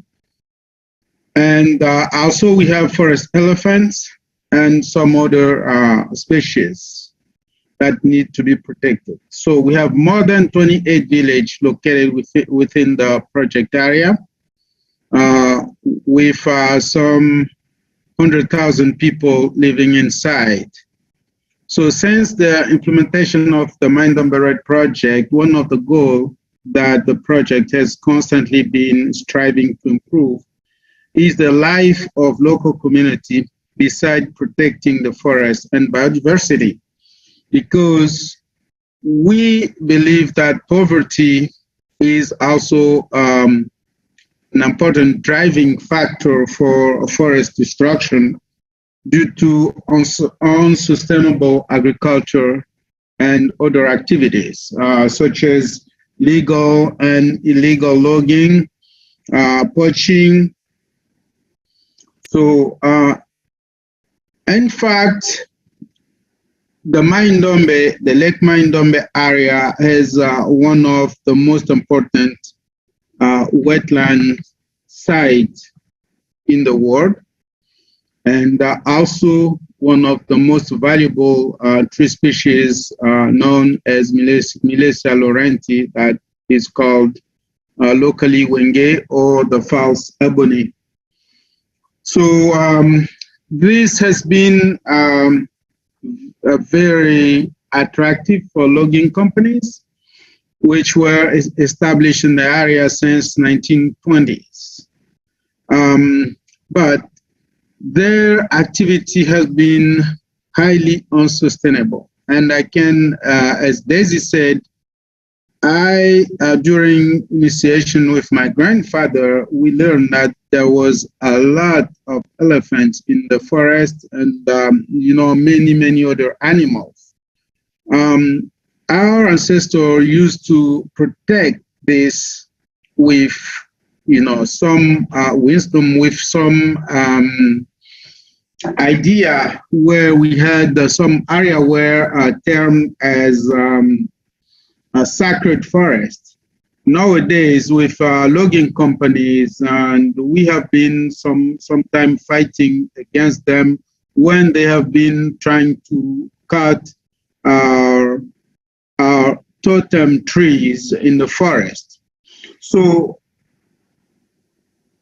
there has been a limit for us to still use our ancestors' way of protecting the forest. So that's why we needed to have a project, and which can be used to protect this forest. So, as a result of logging activities connected to unsustainable agriculture, extensive conversion of the primary forest has occurred, mostly in area close to the shoreline, south and east of the project area, which is, as I said, clearly the combined effect of, unsustainable timber extraction and population pressure. In the 80s, we have learned from our grandfather during initiation that our ancestors' souls resided in great animals, such as, some elephants near our village of Bosongo, inside our forest. And also in some of hippos that we are still protecting right now north of the Congo River. And that's why, people had not to kill these animals and to destroy the forest. But during my first visit in the Lake Mai-Ndombe area, I was in 1999, I asked my uncle where the elephants were, and we could not find any elephant. And I was very, very sad to see that, everything that we were taught by our grandfathers, could not be there anymore. So luckily, we were able to find some hippos in the northern part of the project area. In 2011, at the project start, we were hopeful that we could find some elephants still, but we found none in the 300,000 hectare. So I felt like we lost connection with the nature. Yes, connection was lost. The forest was emptied of its main occupants. The Lake Mai-Ndombe has also been emptied of its fish by unsustainable mosquito net fishing. As a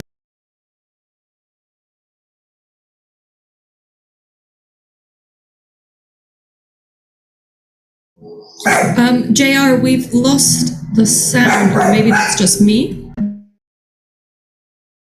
No. Yeah. No. Also, Daisy, I can't hear him anymore. Okay. Yeah, no problem. sorry. I guess. Yeah, I guess. I'm back. I got lost some time. Okay, I said in 2011, at the project start, I was hopeful that we could find some elephant still, but we found none in the 300,000 hectares of our concession. And I felt like we lost connection with the nature. Yes, we really lost connection. The forest was emptied of its main occupant. The Lake Mai Ndombe has also been emptied of its fish by unsustainable mosquito net fishing. As a result, health and nutrition status has become extremely poor for children and have deteriorated over the past decades. Over 1/3 of under 5 years old children were found chronically malnourished, and 16% suffered from acute malnutrition, reflecting wide vulnerability to short-term crisis. Community members often reminded me of their status of being among the poorest on earth, living of subsistence agriculture, lacking everything of their basic needs, while the potential and desire for economic development is still important. Both maternal and children mortality is among the highest in the world, mostly induced by malaria and water-related illness. Even though the total mortality rate remains extremely high, the fertility rate is similarly very high too, which poses challenges to forest and biodiversity conservation. Primary and secondary education is therefore critical for development and for forest and biodiversity conservation. In fact, recent survey in our country showed that communities with more educated young people are less destructive of the forest. Our project area has less education structure than most of the area in the country. Similarly, education infrastructure are non-existent, poor or insufficient at best in most villages. When my friend was National Minister of Budget, I advocated for more investment in public education in Mai Ndombe. He found my assessment exaggerated, but when we compared the Inongo territory and the neighboring territory in the north, we found that, we only have 971 teachers paid by the government, while in the north, they have 5,000 teachers paid by the government. So we needed to use conservation as our approach for problem solving. Under the umbrella of the Carbon Rights Agreement we signed with the Ministry of Environment and Sustainable Development, Wildlife Works has been working with local community to improve the economical situation in the project area while focusing on forest and biodiversity conservation. Because as I said in the beginning, poverty is also one of the important drivers of deforestation. So our company has designed a program for agriculture intensification with a focus on effective and rational use of area under fallow, which means the forests that have been already degraded for agriculture. And this program led to introduction of crops that have not been produced in the past and that are more commercially valuable locally and nationally. This activity has also contributed to a slight increase of revenues for local community members who joined the program. As a result of agricultural intensification and other conservation incentives, a decrease of deforestation rate has been observed, as you can see with the new result that will be posted by the World Bank. JR, we're running slightly over time, so I'm going to ask you to wrap up. I'm sorry, if that's okay. Yes, yeah. So we're also providing high yield cassava variety for local community in order to improve their production. So also as a result, we now have elephants back in the project area, which make me very, very happy. We now have around 100 elephants in the whole project area, and we hope this will increase in the future. We have also built, a critical lower education infrastructure like schools. We have built already 12 schools, and the community are seeing the difference between our model, our market-based model, and the donor-based model they have been receiving in the past. So Daisy, thank you very much for having me.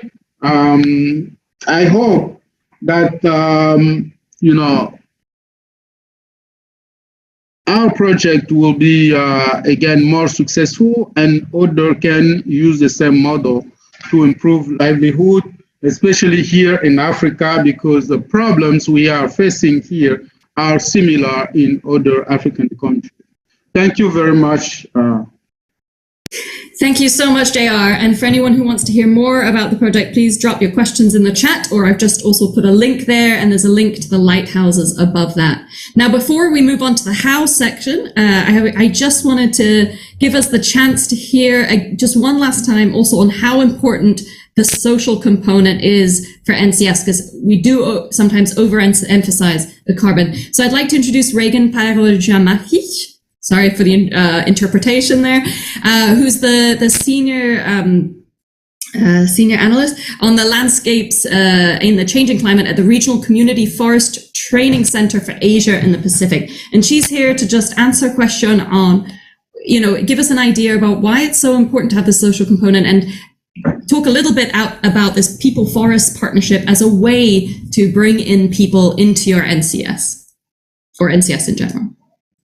Sure. Thank you so much, Daisy. And I realize your time is tight, so I won't show any slides or anything, but just to say the segue from JR's presentation and discussion is that actually Recoft was invited by Wildlife Works to be one of the founding members of this initiative, the People's Forest Partnership, that was launched at COP26 in Glasgow.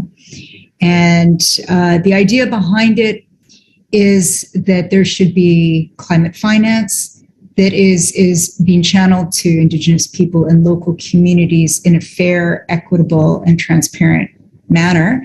And that rather than seeing Indigenous people and local communities as stakeholders, as participants, or as boxes to be checked as part of the stakeholder engagement process, that in fact they needed to be intimately involved right from the very inception and in the driver's seat. So that was the premise. And the formation of the People's Forest Partnership has brought together initially 3 private sector companies, including Wildlife Works, several NGOs, and in our case, we're an intergovernmental organization with a focus on capacity building around forests and community forestry.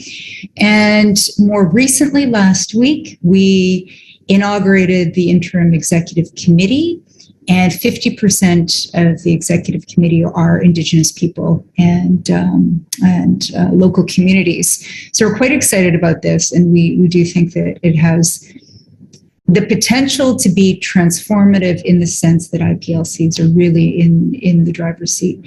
In terms of function, the bylaws have just recently been approved, but the idea is really to establish a platform whereby like-minded private sector partners, local communities, Indigenous people, territorial governments, jurisdictional governments, even NGOs, and others could come together as part of that whole ecosystem and seek ways for there to be investment into forest landscapes, climate finance, with a focus on carbon offsets, but not necessarily limited to that, but really creating a space where like-minded partners can connect and projects that are high quality, high integrity can be developed. The thing that would connect all of these partners and hold it all together is a set of principles on engagement with IPLC groups and what is required from that IPLC perspective. So there's a set of principles that we have endorsed, and there's an emerging set of criteria that will go along with it. And we're hoping that this will then be followed by best practices on how to engage with local communities, that there be a common set of metrics and guidelines for project developers engaging with IPLCs to use. So I think that might have used up my 3 to 5 minutes, but happy to go into further detail or answer questions. Again, thank you very much, Regan. And I've popped a chat to the link to the partnership in the chat there. So if you want more information on that, check it out. But we did hear how important is the collaboration between business, government, and people. And I think this is an excellent example of how that can go forward. So now I'm very excited to hand over back to Giulia Carbone, who's going to take you really just into a taster session, a buffet of what do you need to consider, Giulia, if you're thinking about investing in NCS. And then we have a very exciting specialist who'll talk to you on claims. Over to you, Giulia. Thank you. And okay, let me see.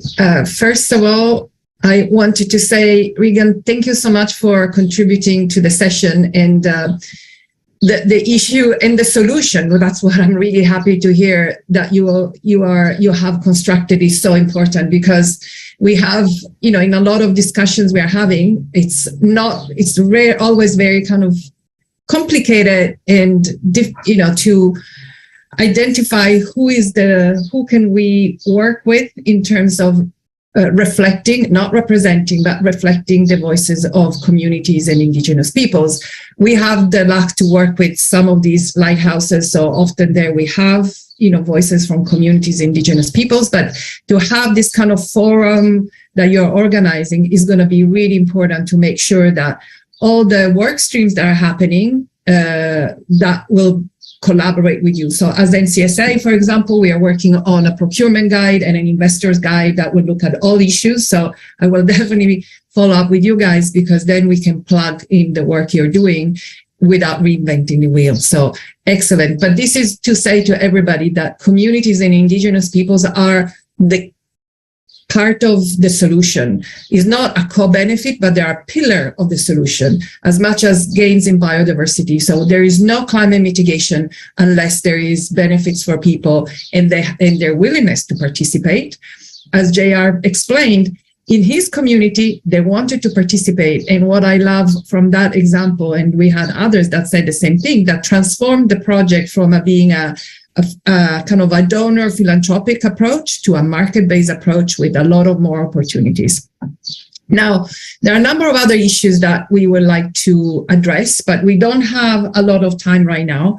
But these are also opportunities for future discussions. And as we said, this is an initial conversation about natural climate solutions in the voluntary carbon market and the importance of quality. But then there are, once we look at that, and you remember my slide about the ice cream, that there are a lot of questions you could ask yourself when you want to purchase something, right? And so some of these are, for example, there is a natural climate solution hierarchy. There is, as we mentioned, protect, manage, and restore. The way we have put it in the illustration is not casual. It's not that we, by chance, that we have aligned the three concepts in that order, because there is a hierarchy. So we could hear more about that, why and what are the opportunities for protection of high biodiversity and high carbon storage forests and other ecosystems before managing and then restoring. We can talk about NCS, also as an insight, what does it mean and what are the opportunities within value chain mitigation. We can talk about the buyer perspective and how procurement can take place. What are the questions to ask? And this goes back to the, what Regan was talking about. Or the investor perspective, which is a slightly different perspective because a buyer puts money into something that is already available. The investor perspective is somebody that puts money out there and buys a risk. So there was a question before about, rate of return on investment and payback period. And so we can talk about these issues. And then last but not least, what are the claims that a company could make when using the credits, the purchase on the voluntary carbon market? And here is a general question, is not specific to NCS. Now, this is an area that is really developing as I speak. And it is really a good opportunity actually to talk to you about it, because it's actually an opportunity that you can still influence as companies in terms of what you would like to see and what you think a credible claim will be.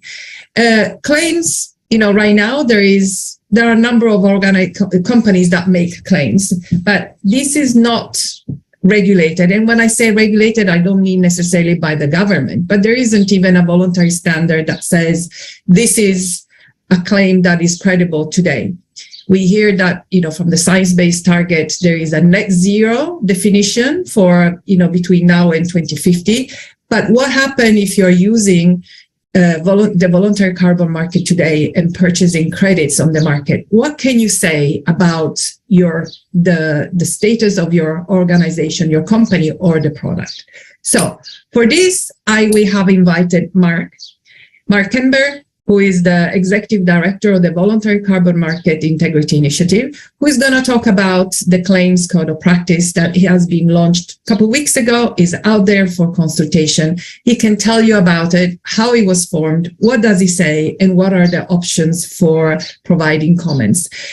We will dedicate as much time as possible to this question, because we think it's not absolutely also very important for the credibility of the use of carbon credits, but also for the business case of the carbon market. It is also timely because, as I said, you can comment now. And then we will do a closing with a number of, with other questions. So, Mark, are you online? Yes? I am indeed. Hi, Julia. Hi, Mark. Good to see you. So over to you. The floor is yours. And then I think after your presentation, we could have, questions specifically to the claims, and then we wrap up. Perfect. I'm going to share my screen if that's okay.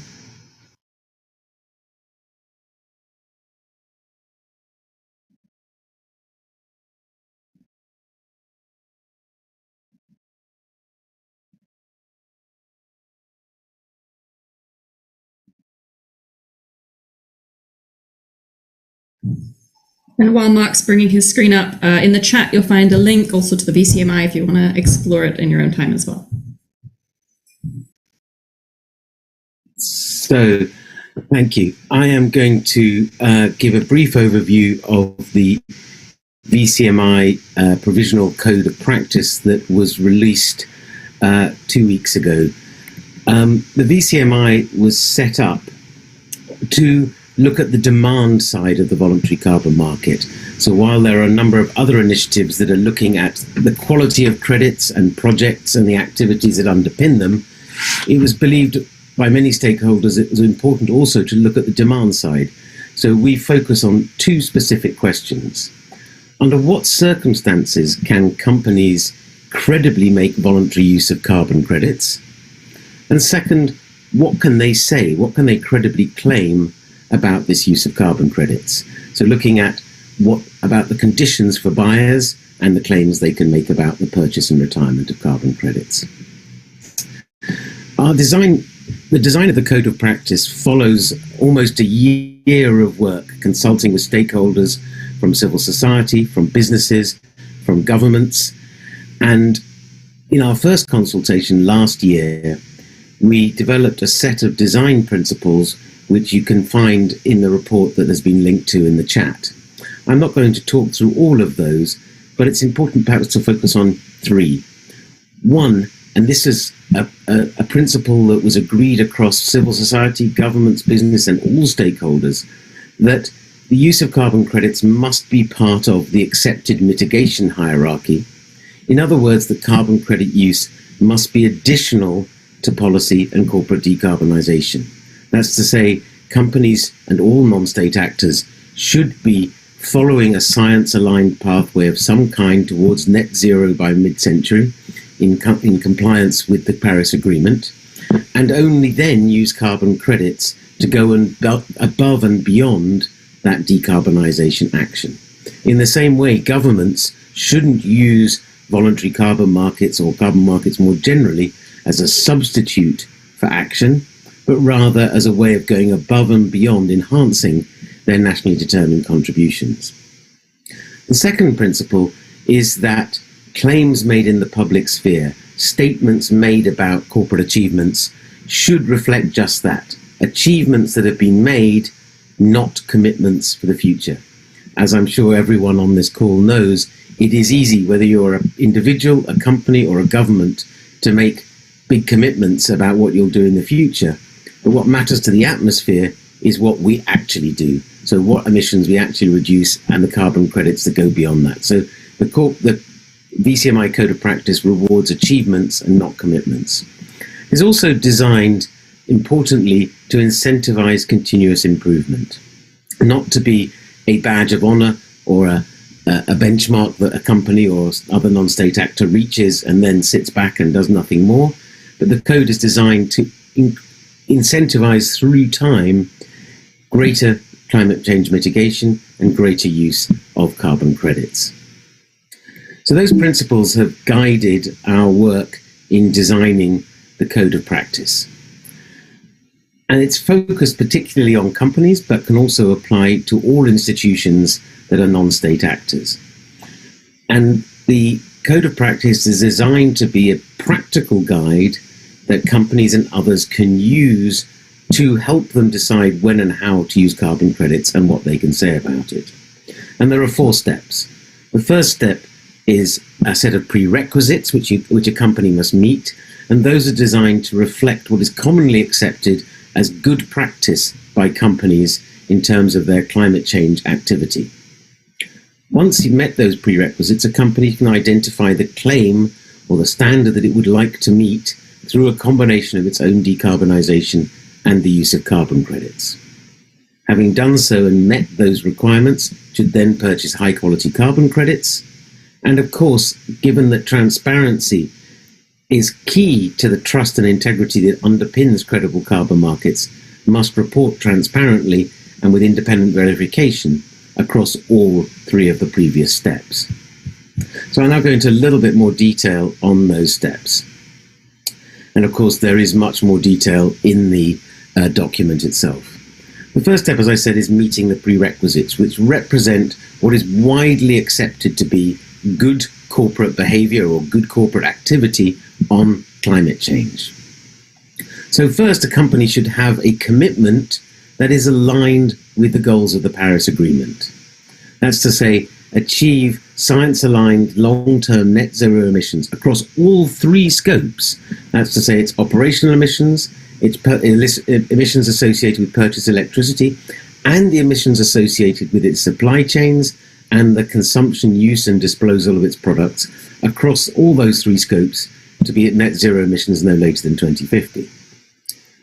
That's a great start, but to drive real action, companies must also have interim targets, so targets along the journey to net zero by 2050 that are consistent with meeting that long-term goal. And we recommend companies set interim targets every 5 years between now and 2050 and achieve those as part of their progress towards net zero and their contribution to the wider Paris goals.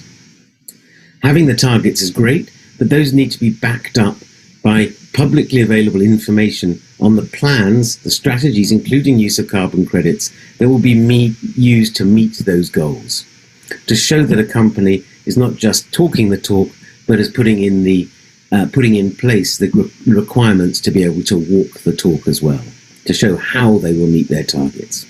That progress needs to be evidenced through a publicly available greenhouse gas emissions inventory covering all three scopes to show how a company is reducing its emissions through time. And importantly, also to show that a company's lobbying or advocacy activities are consistent not only with the goals of the Paris Agreement, but with its own corporate commitments. It should make a public statement that its lobbying and its advocacy activities are consistent with the Paris Agreement and will not delay action. More detail, of course, on this in the document itself, but those are the requirements that a company should meet, or the conditions a company should meet, before it even thinks about using carbon credits. The second stage are the claims themselves, and these are broken into two groups. One are claims for a company as a whole, including all its operations, and a second is a claim related to a specific brand, product, or service. And many consumer-facing companies, whether those be in the healthcare sector, the food sector, the clothing sector, are particularly interested in claims around specific brand or products that differentiate them from their competitors in the marketplace. At the corporate or enterprise-wide level, there are three claims. And as I mentioned, one of the design principles is that these should be arranged as a hierarchy that incentivizes progression through time. So there are three levels of claim: gold, silver, and bronze, with bronze being the lowest. VCMI Gold, which is the top level claim, requires a company to do two things. One, to reduce its emissions and have reduced its emissions on the basis of its science-aligned pathway, and to compensate or cover all its remaining emissions with high-quality carbon credits.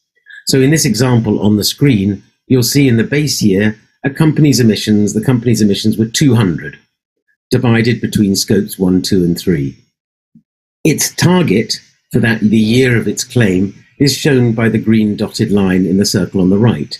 It needed to reduce its emissions from 200 to 100, and it's done that across all three scopes, and then buy 100 carbon credits and retire them to cover 100% of its remaining emissions. So in other words, through a combination of decarbonization within the company's value chain and carbon credits, the company's net emissions to the atmosphere are zero. And that's the highest level claim, on track with its science obligations and offsetting or compensating the remaining of its emissions. The second claim, silver, just below, and following the mitigation hierarchy that I discussed before, has to do exactly the same thing as with gold in terms of its own emissions. It reduces its own emissions from 200 in the base year to 100 in the year of the claim. However, rather than compensating or covering all its remaining emissions, it must, with carbon credits, it must purchase and retire at least enough carbon credits to cover at least 20% of its remaining emissions. In this case, with the remaining emissions being 100, it must buy at least 20 carbon credits. And that proportion must increase over time. Again, that incentive to continuous improvement. So the mitigation within value chain is the same, but the number of carbon credits purchased and retired is lower. And bronze relaxes requirements on both sides. The company must reduce its emissions for its scope 1 and 2 emissions, which are within its control.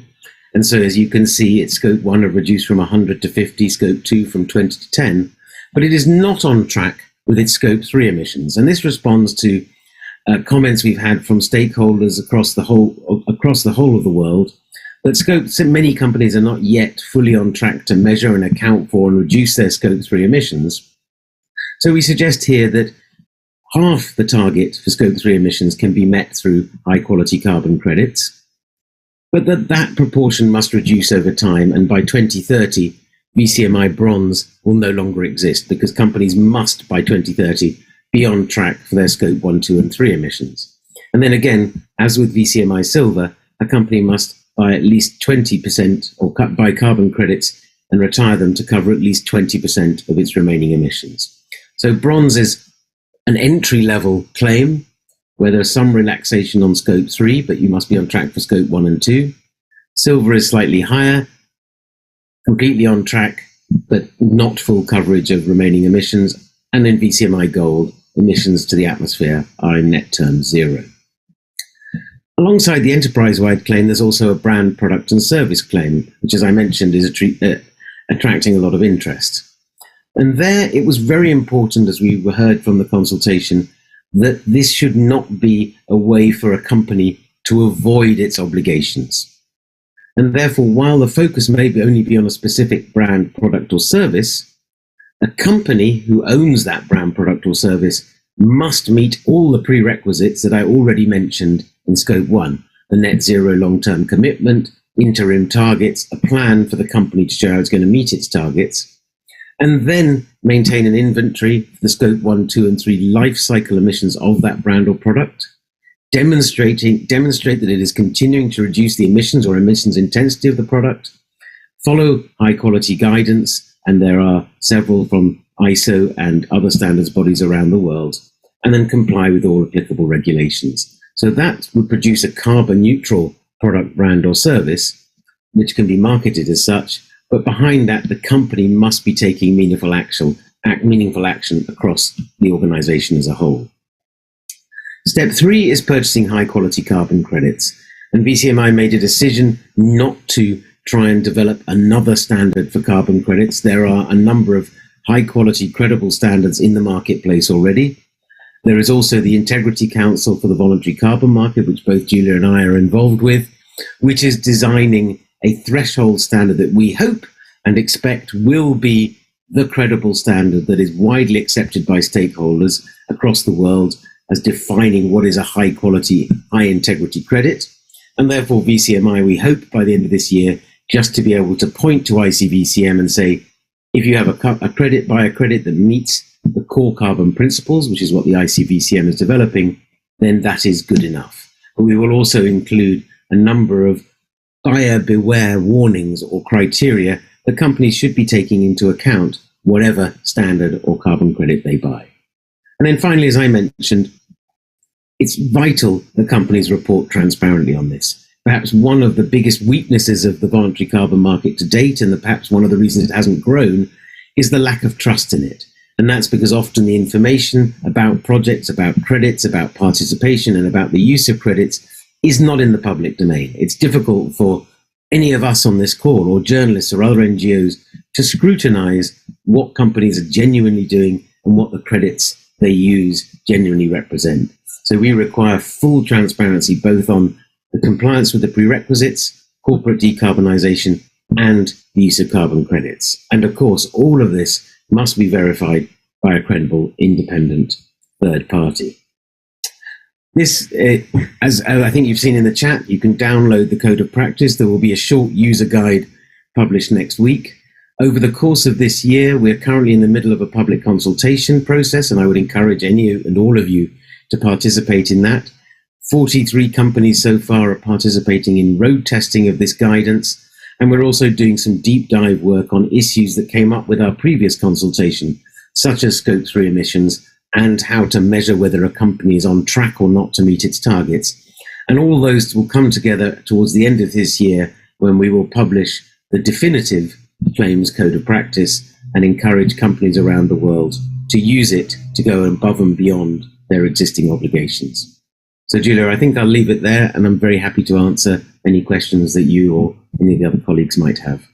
Thank you, Mark. I cannot stress how much this work is important. To have clarity on the claims will remove a number of obstacles that have been on the way to really create a safe space for using the carbon credits. And NCS is one of them, but there are all different types. But for the NCS community, where we really want to use the voluntary carbon market to push financing towards natural climate solution, we are being so aware of the challenges and these challenges are related to what claims and how to demonstrate that you are actually integrating the the voluntary carbon market credits at the right stage of your journey towards net zero. So this specific tool like claims will help in so many different ways.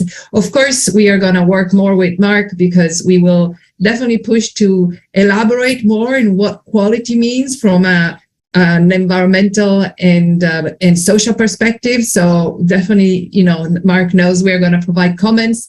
But then, as everything, this is the beginning, and it's, even if it's not perfect today, we will continuously work on these things. So thank you again, Mark.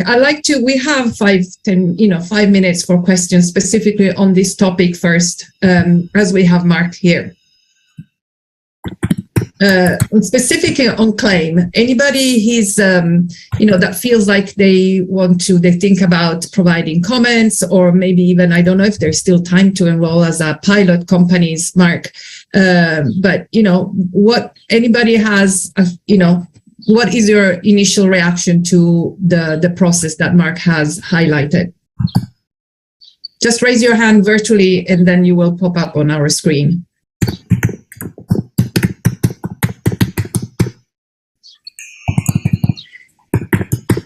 So no specific questions on claims, I guess. Yes. Voluntary code of practice. That's exactly. Thank you, Mark. That's a very good point, because this is voluntary, but there are always options. And, we know this is in a lot of aspects of the voluntary approach, right?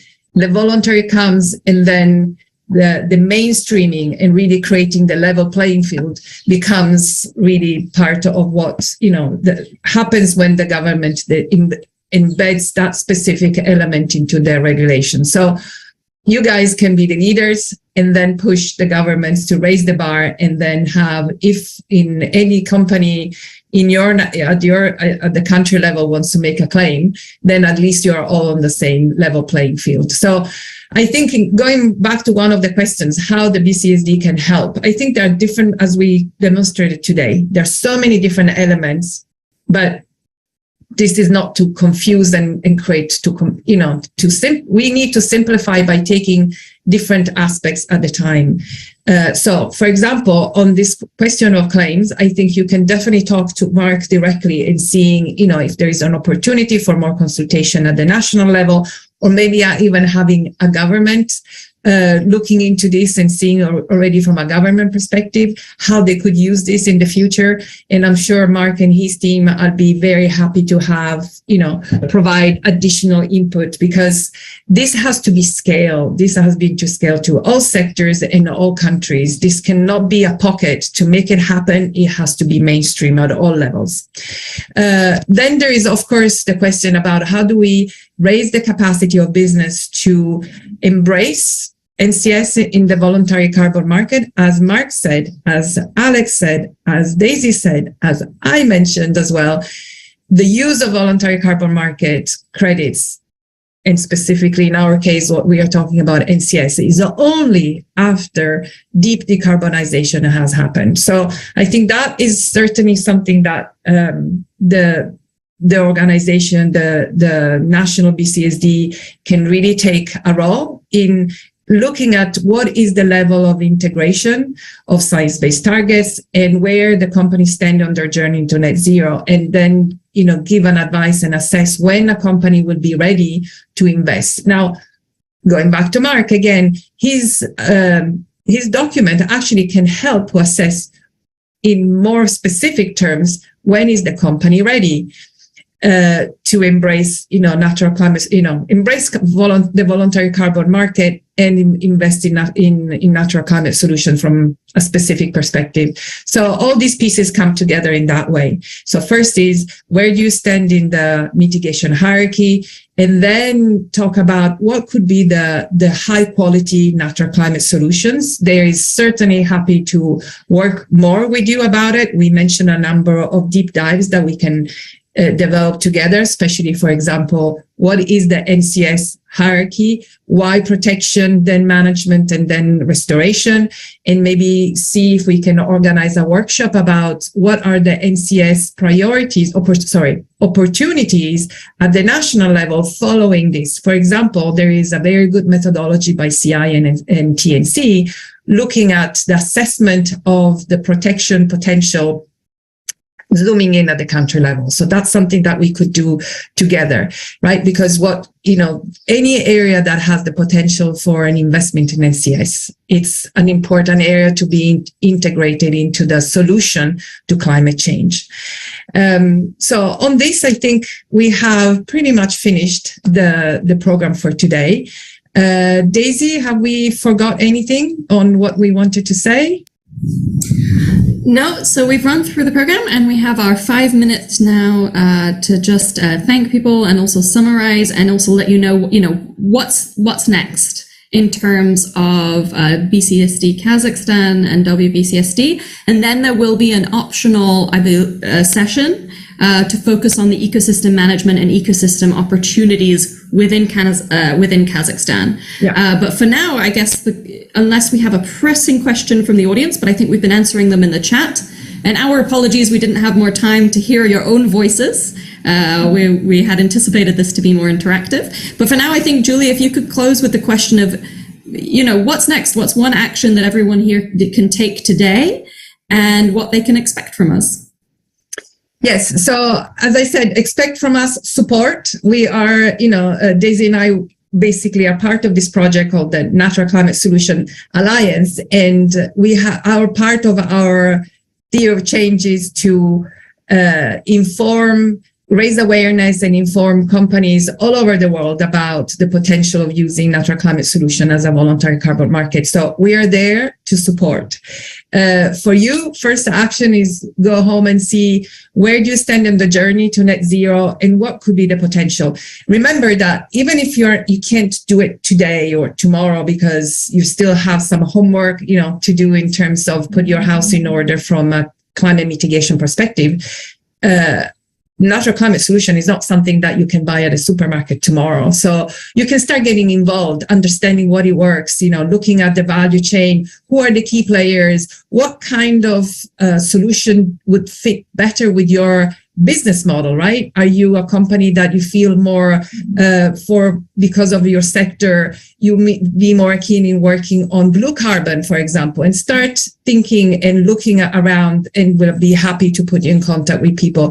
Again, it's a process. As every process, you have to give it the time to happen, but the benefits are incredible. As JR explained, it's about people, it's about nature, it's about really connecting all the aspects. And so it's totally worth the fact that it takes a bit of time.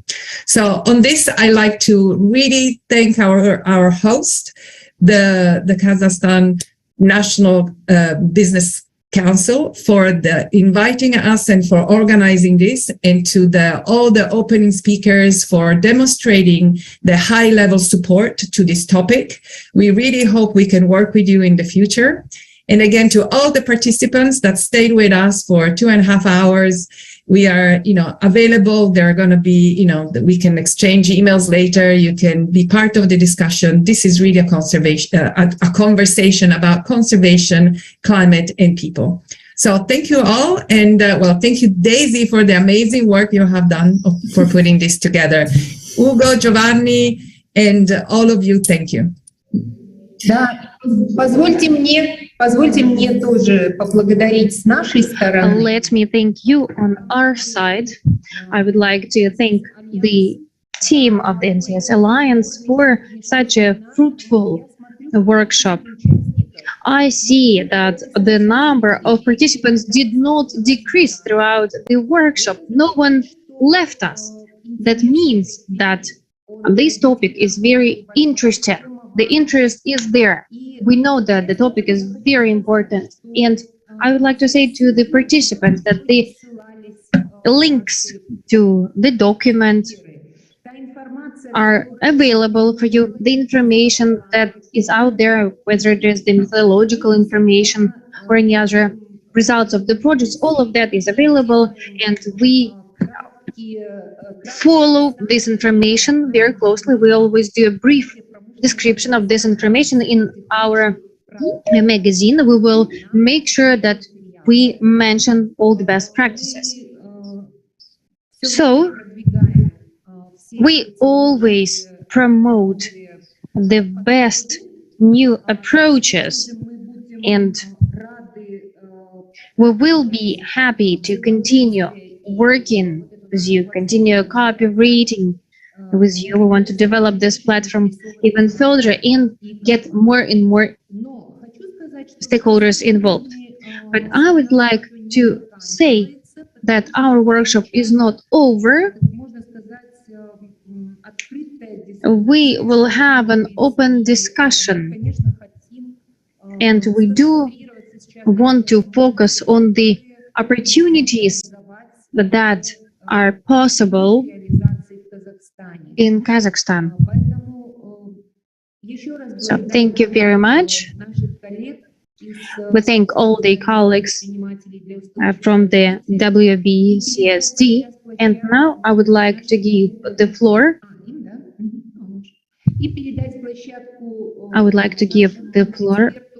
To our expert, to Bulat Yesekin. Bulat, please, the floor is yours. Let us continue the discussion. Вопрос как, он ключевой, я об этом говорил в начале, что... It's key, as I said in the beginning. We oftentimes say we should show the models and it's going to start working. I was with the team of the European Bank for the loan for their zero emission strategy. And I saw that they are not really serious about doing anything. So they've signed the agreement, they've made the statements, they've signed a memorandum with the Ministry of Environment, they've announced that they're achieving by 2050 zero emissions, but their internal documents, which is the law for them, the internal documents, the penalties, the permits and everything, they actually have an increase of production and emissions there. And that's happening in all the companies. I'm not going to say absolutely all the companies, but many companies. So there's like a double level to it. On the level of convention, the COP, the climate convention, they're announcing but not doing anything actually. And when governments take on commitments on their national strategy level, then the companies don't plan to do anything. They confirm but they don't do anything. And they told me openly that for us, this is not a legislative document. It's not a binding document. These memorandums, these strategies, it's not a legally binding.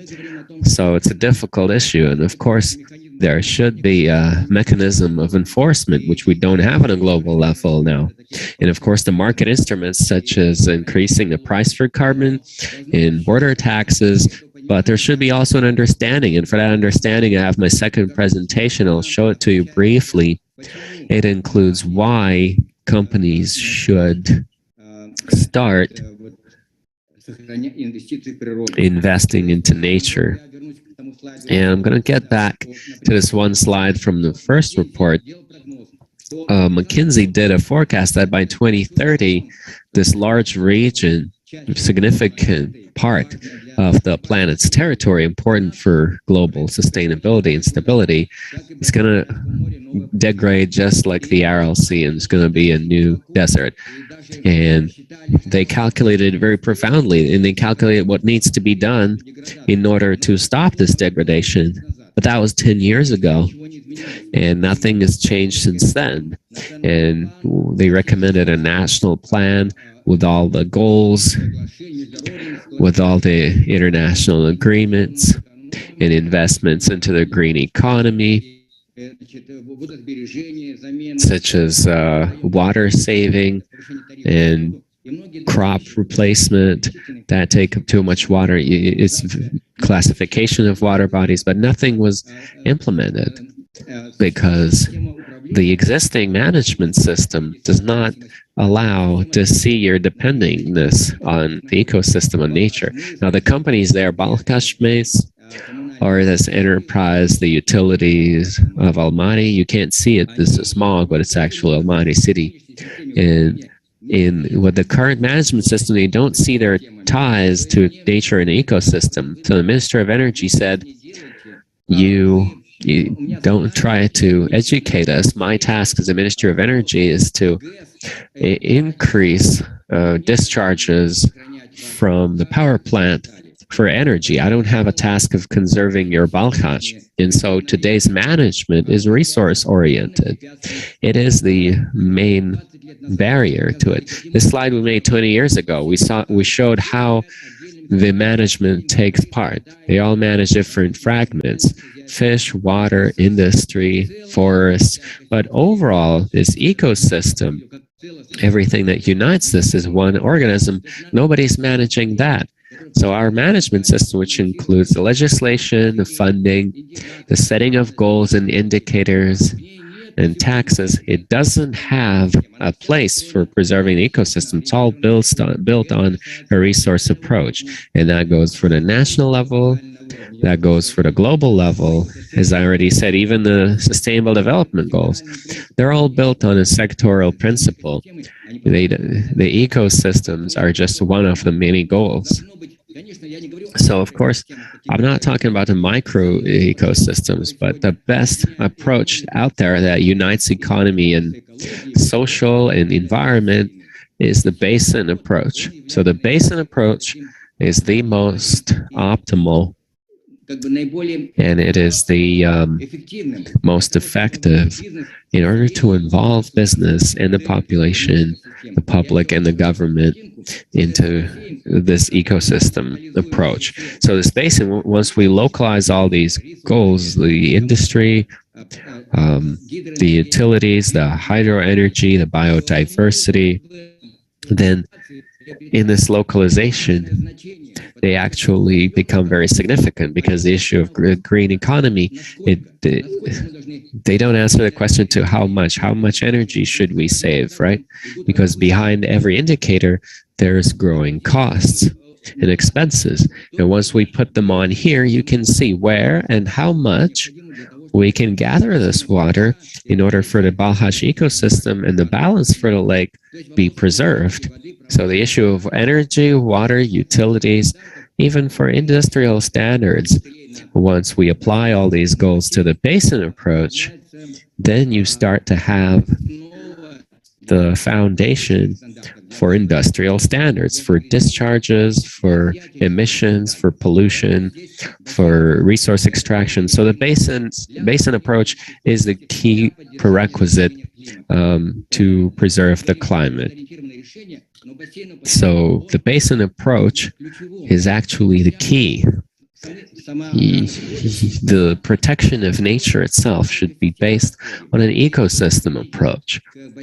And in terms of basins, this is the best approach out there right now. And the second most important principle is that we need to overcome the alienation of business and involve them in the management. And business nowadays, no matter how much we talk about biodiversity, they look at that only through the lens of the commitments that they have, not more than that. Well, westernized business, they do more. They take up funding wetlands and national parks and things like that. But in our case, voluntary commitments, they're not very popular.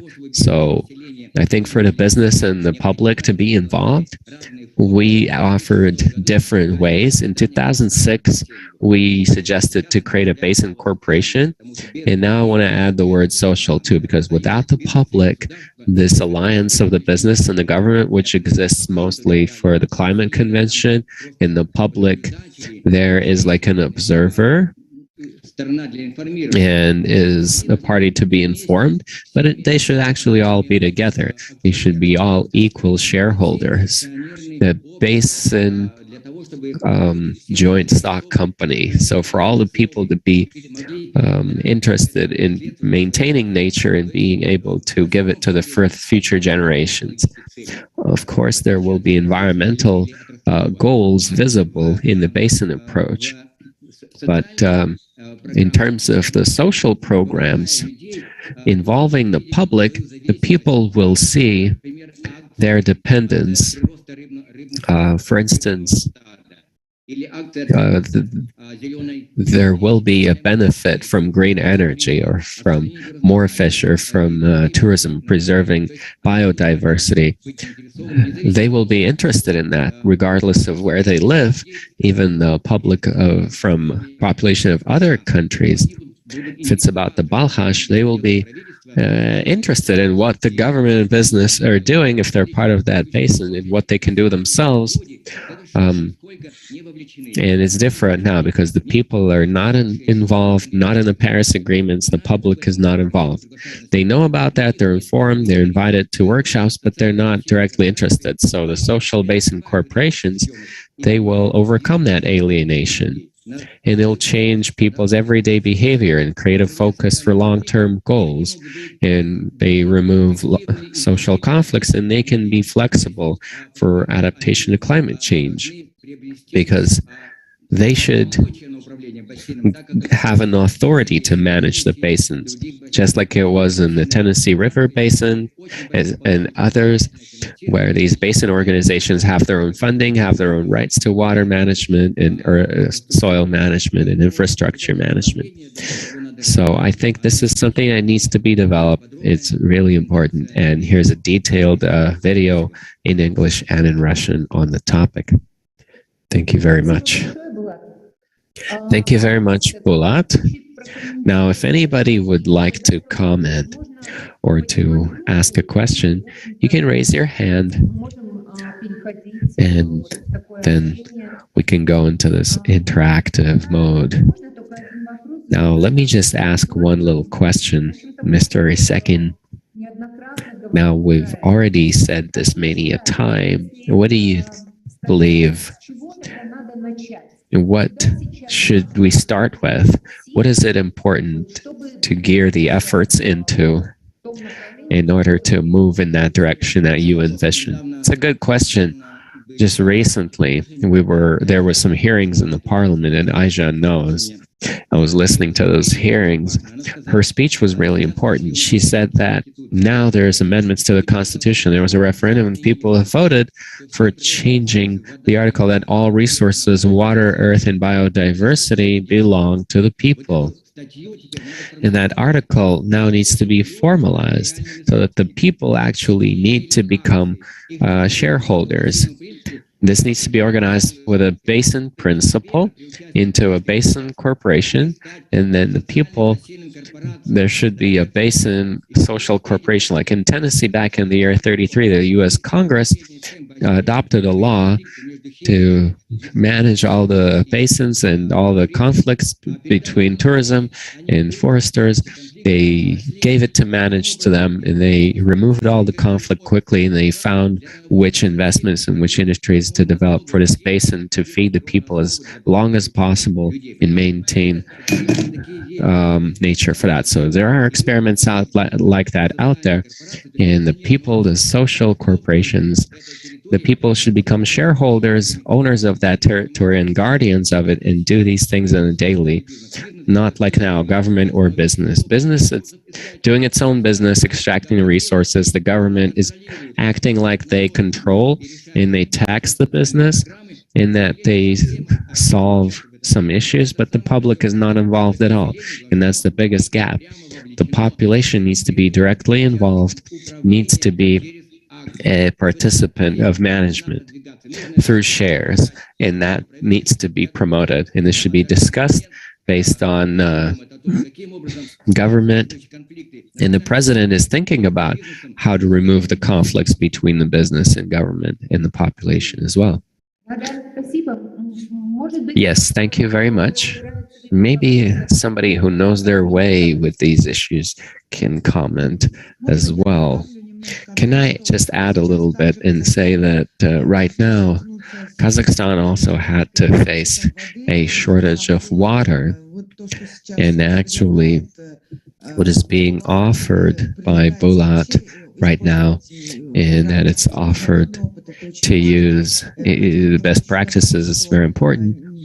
But I just also like to add that 7 out of the 8 basins are transboundary in Kazakhstan. And we just recently discussed the topics of using transboundary waters and water sharing.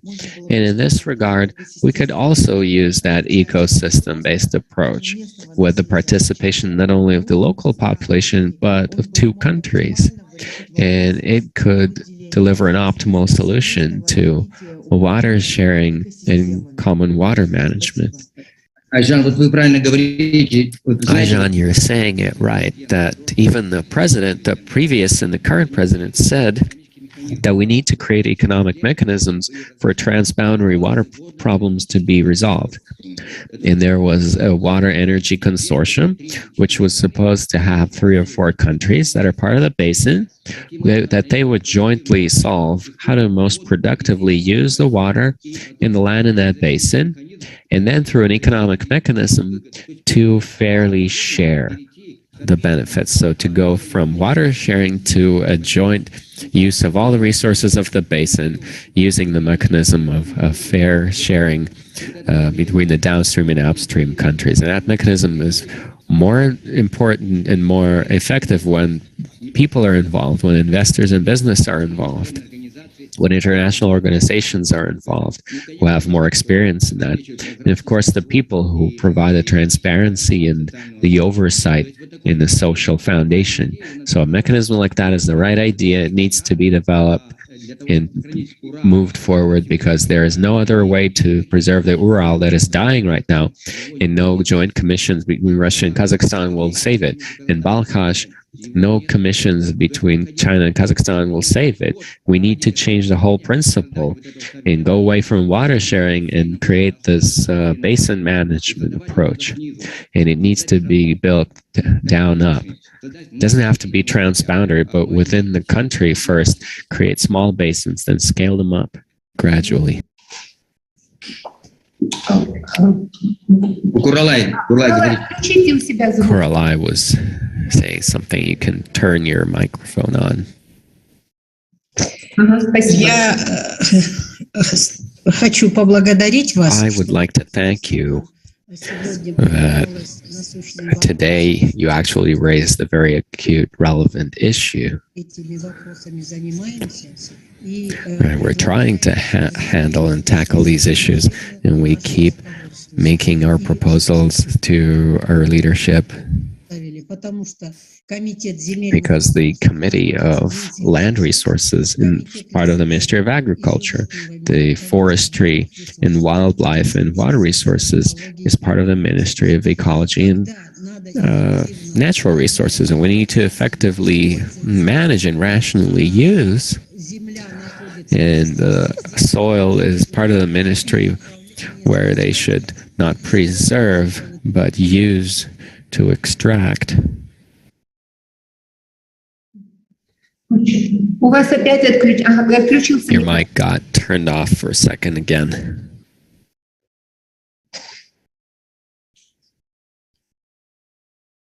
Вот мы хотели бы So we would like to not repeat the fate of the Aral in Kazakhstan. We prepared a project of sustainable management of the earth resources in the basin of the Ili Balkhash in the Almaty region.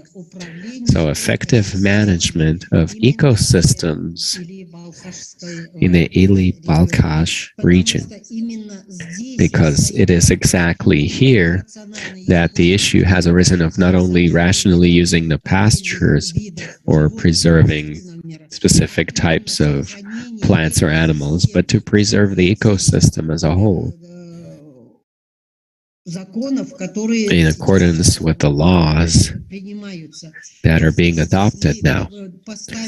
So we've set a task of carrying out oversight and carry out actions in order to achieve positive results.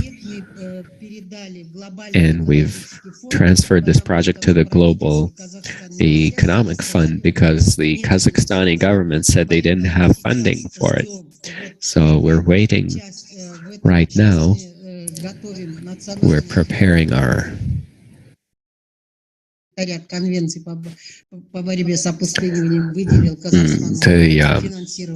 Convention on Combating Desertification has allocated funds to Kazakhstan, and this needs to be monitored, and we need to do a mapping exercise and compare it to what was several years ago. to see how much the government of Kazakhstan is actually carrying out its commitments and obligations once it's ratified its conventions. Because it differs. If 10 years ago we've identified 70% of Kazakhstan's territory as degraded, and now we look to see how much Kazakhstan is carrying out their obligations and actually effectively managing, preserving these important ecosystems for Kazakhstan. So for me, I have this specific series of measures, it's just that I'm running out of time. So if need be, we can then exchange them and I'll send them over to you, because it's about the connectedness of all the stakeholders in science and the government and these public organizations. If we do it all together, maybe then something can be done. Галина, на ваш вопрос еще раз точнее отвечу. Thank you very much. Galina, maybe I will try and answer your question more specifically. Of course, we should not wait for the government or for the companies to invite the population to be shareholders. I believe that we need to create a public initiative council, maybe in the Balkhash Basin, and slowly but surely start engaging the people. Maybe we can send a suggestion to the government or to the companies who are there. I know that in Germany for many, many years, they export the fish from Balkhash. So the companies are interested in having environmentally friendly fish and ecologically clean fish. So I believe this will be a good offer for the green business. We need to have a certain project to start this work. There are some companies who would like to lead such an initiative and maybe show their leadership in this regard. We should welcome such an effort. Thank you very much. I would like to thank Koralai as well for your comment. We will read your document with great pleasure. How would you comment the approach that Vlad is suggesting regarding making people shareholders of resources? You said that the Global Environmental Fund provides the funds, but these are our natural resources, and we should consider sustainability, and we need to make sure that it is our Kazakhstani people, Kazakhstani companies who become shareholders, the organizations and individual people. This is what Vlad is talking about. Do you have anything in your document in this regard? If not, maybe you can just share your thoughts with us right now.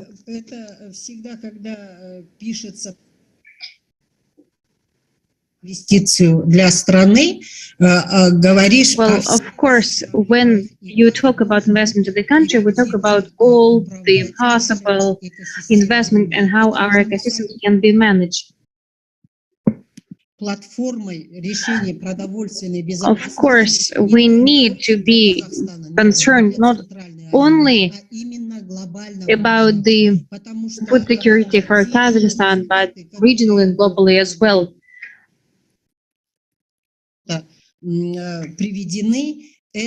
I will share with you this document that has the information over the last 20 years.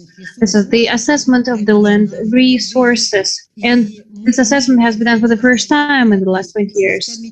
We now see dialogue with the Natural Resources Committee and the Forestry Committee, but so far they don't yield any results.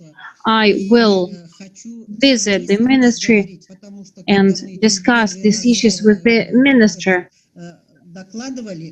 When we reported all this for the first time, the minister said that he will provide support and guidance in this year, but so far this has not been done. If we unite our efforts, then maybe we will be able to achieve something. Thank you. Thank you very much. I would like to ask Ugo to comment. Ugo, you have listened to all this.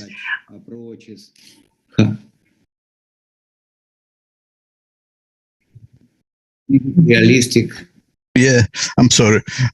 I didn't find the microphone and for a moment. But anyway, thank you very much. It was a very interesting meeting, and I was impressed by several things, and then of course I was impressed in particular, Bulat, by your idea that the basin management is fundamental for the green, for the sustainability, which is a point I think not so well understood in many places. And you mentioned a lot of things about drought in Kazakhstan. In Italy right now we have the same problem, and also we mismanage a lot our system. So we need. I was impressed by the integration of your approach, Bulat.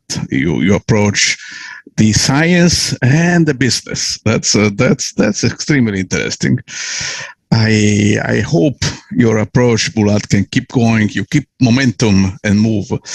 And if I can give you a hand, I'll be happy to.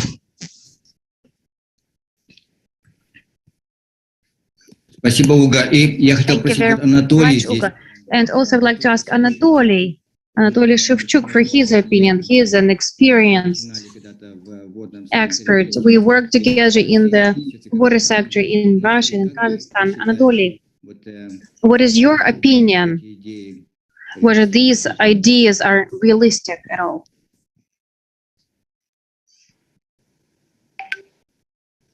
Анатолий не слышно. Anatoly, we can hear you.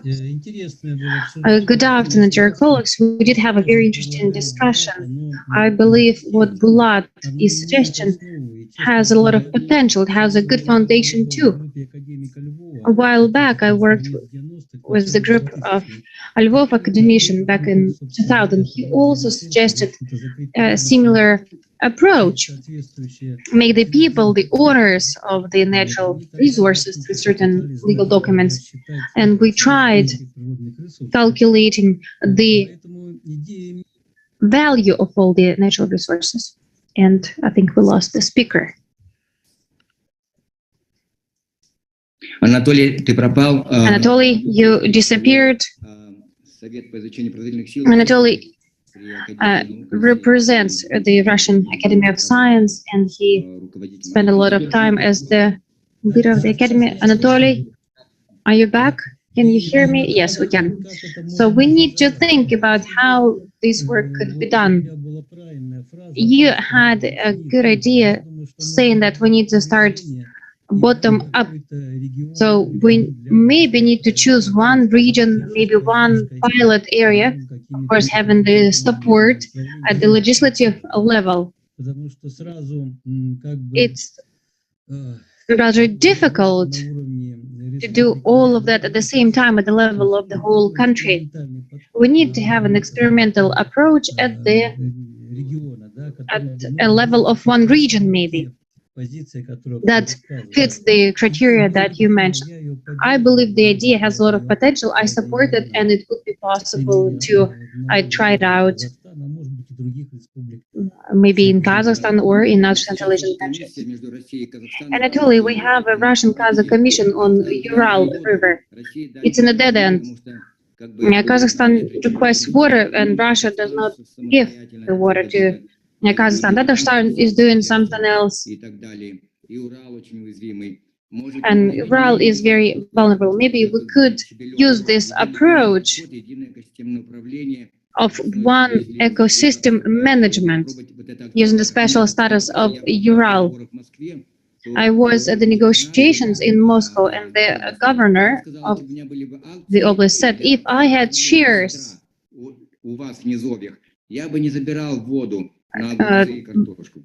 he said, I would not be taking away the water from your tomatoes and cucumbers. Sure. I am aware of the situation regarding Ural and Irtysh. Scientific studies are taking place right now. Yesterday, there were some meetings at the level of the ministry, and we talked about this issue. So why not? We could try, we could suggest this idea at least. Giovanni, maybe you would like to comment. Giovanni, you're still here with us? Hello, yes. Yes, congratulations for the whole event. It's really rich of important data and guidelines. In fact, I am a businessman, and that's why I am interested. I'm interested to see what are the possibility and the chance to revert the actual problem of this big magnitude of CO2 that apparently is between 2 to 3 thousand gigatons inside not only inside the atmosphere already, which is the cause of the climate change, the actual cause or the present cause of the climate change, but also in the ocean. Apparently, there is as much as an excess of CO2 that is causing the acidity of oceans, as Ugo is teaching us. And but there is another big quantity of CO2 that we have to reduce. That is the daily production of the human products, the human CO2 that is required for the normal life. So we have to revert this problem into a source, I think, and this is our challenge, and this is what I'm studying since maybe 20 years, since I met actually Ugo, and he wanted me to be with him in the creation of ASPO Italy, and he gave me really some important tips and guidelines that I'm trying to develop into a startup. Practically, it's a startup meant to produce NFTs. Maybe you know what NFTs are, non-fungible tokens that are meant to evaluate and award every good action that is reducing CO2. So we have a big mountain out there of CO2, say 2,000-3,000 gigatons that humanity has to reduce, and why not? And it's more important than gold, than diamonds, than dollars, than anything else for the humanity. So why not using these values and start paying, rewarding anyone, anything.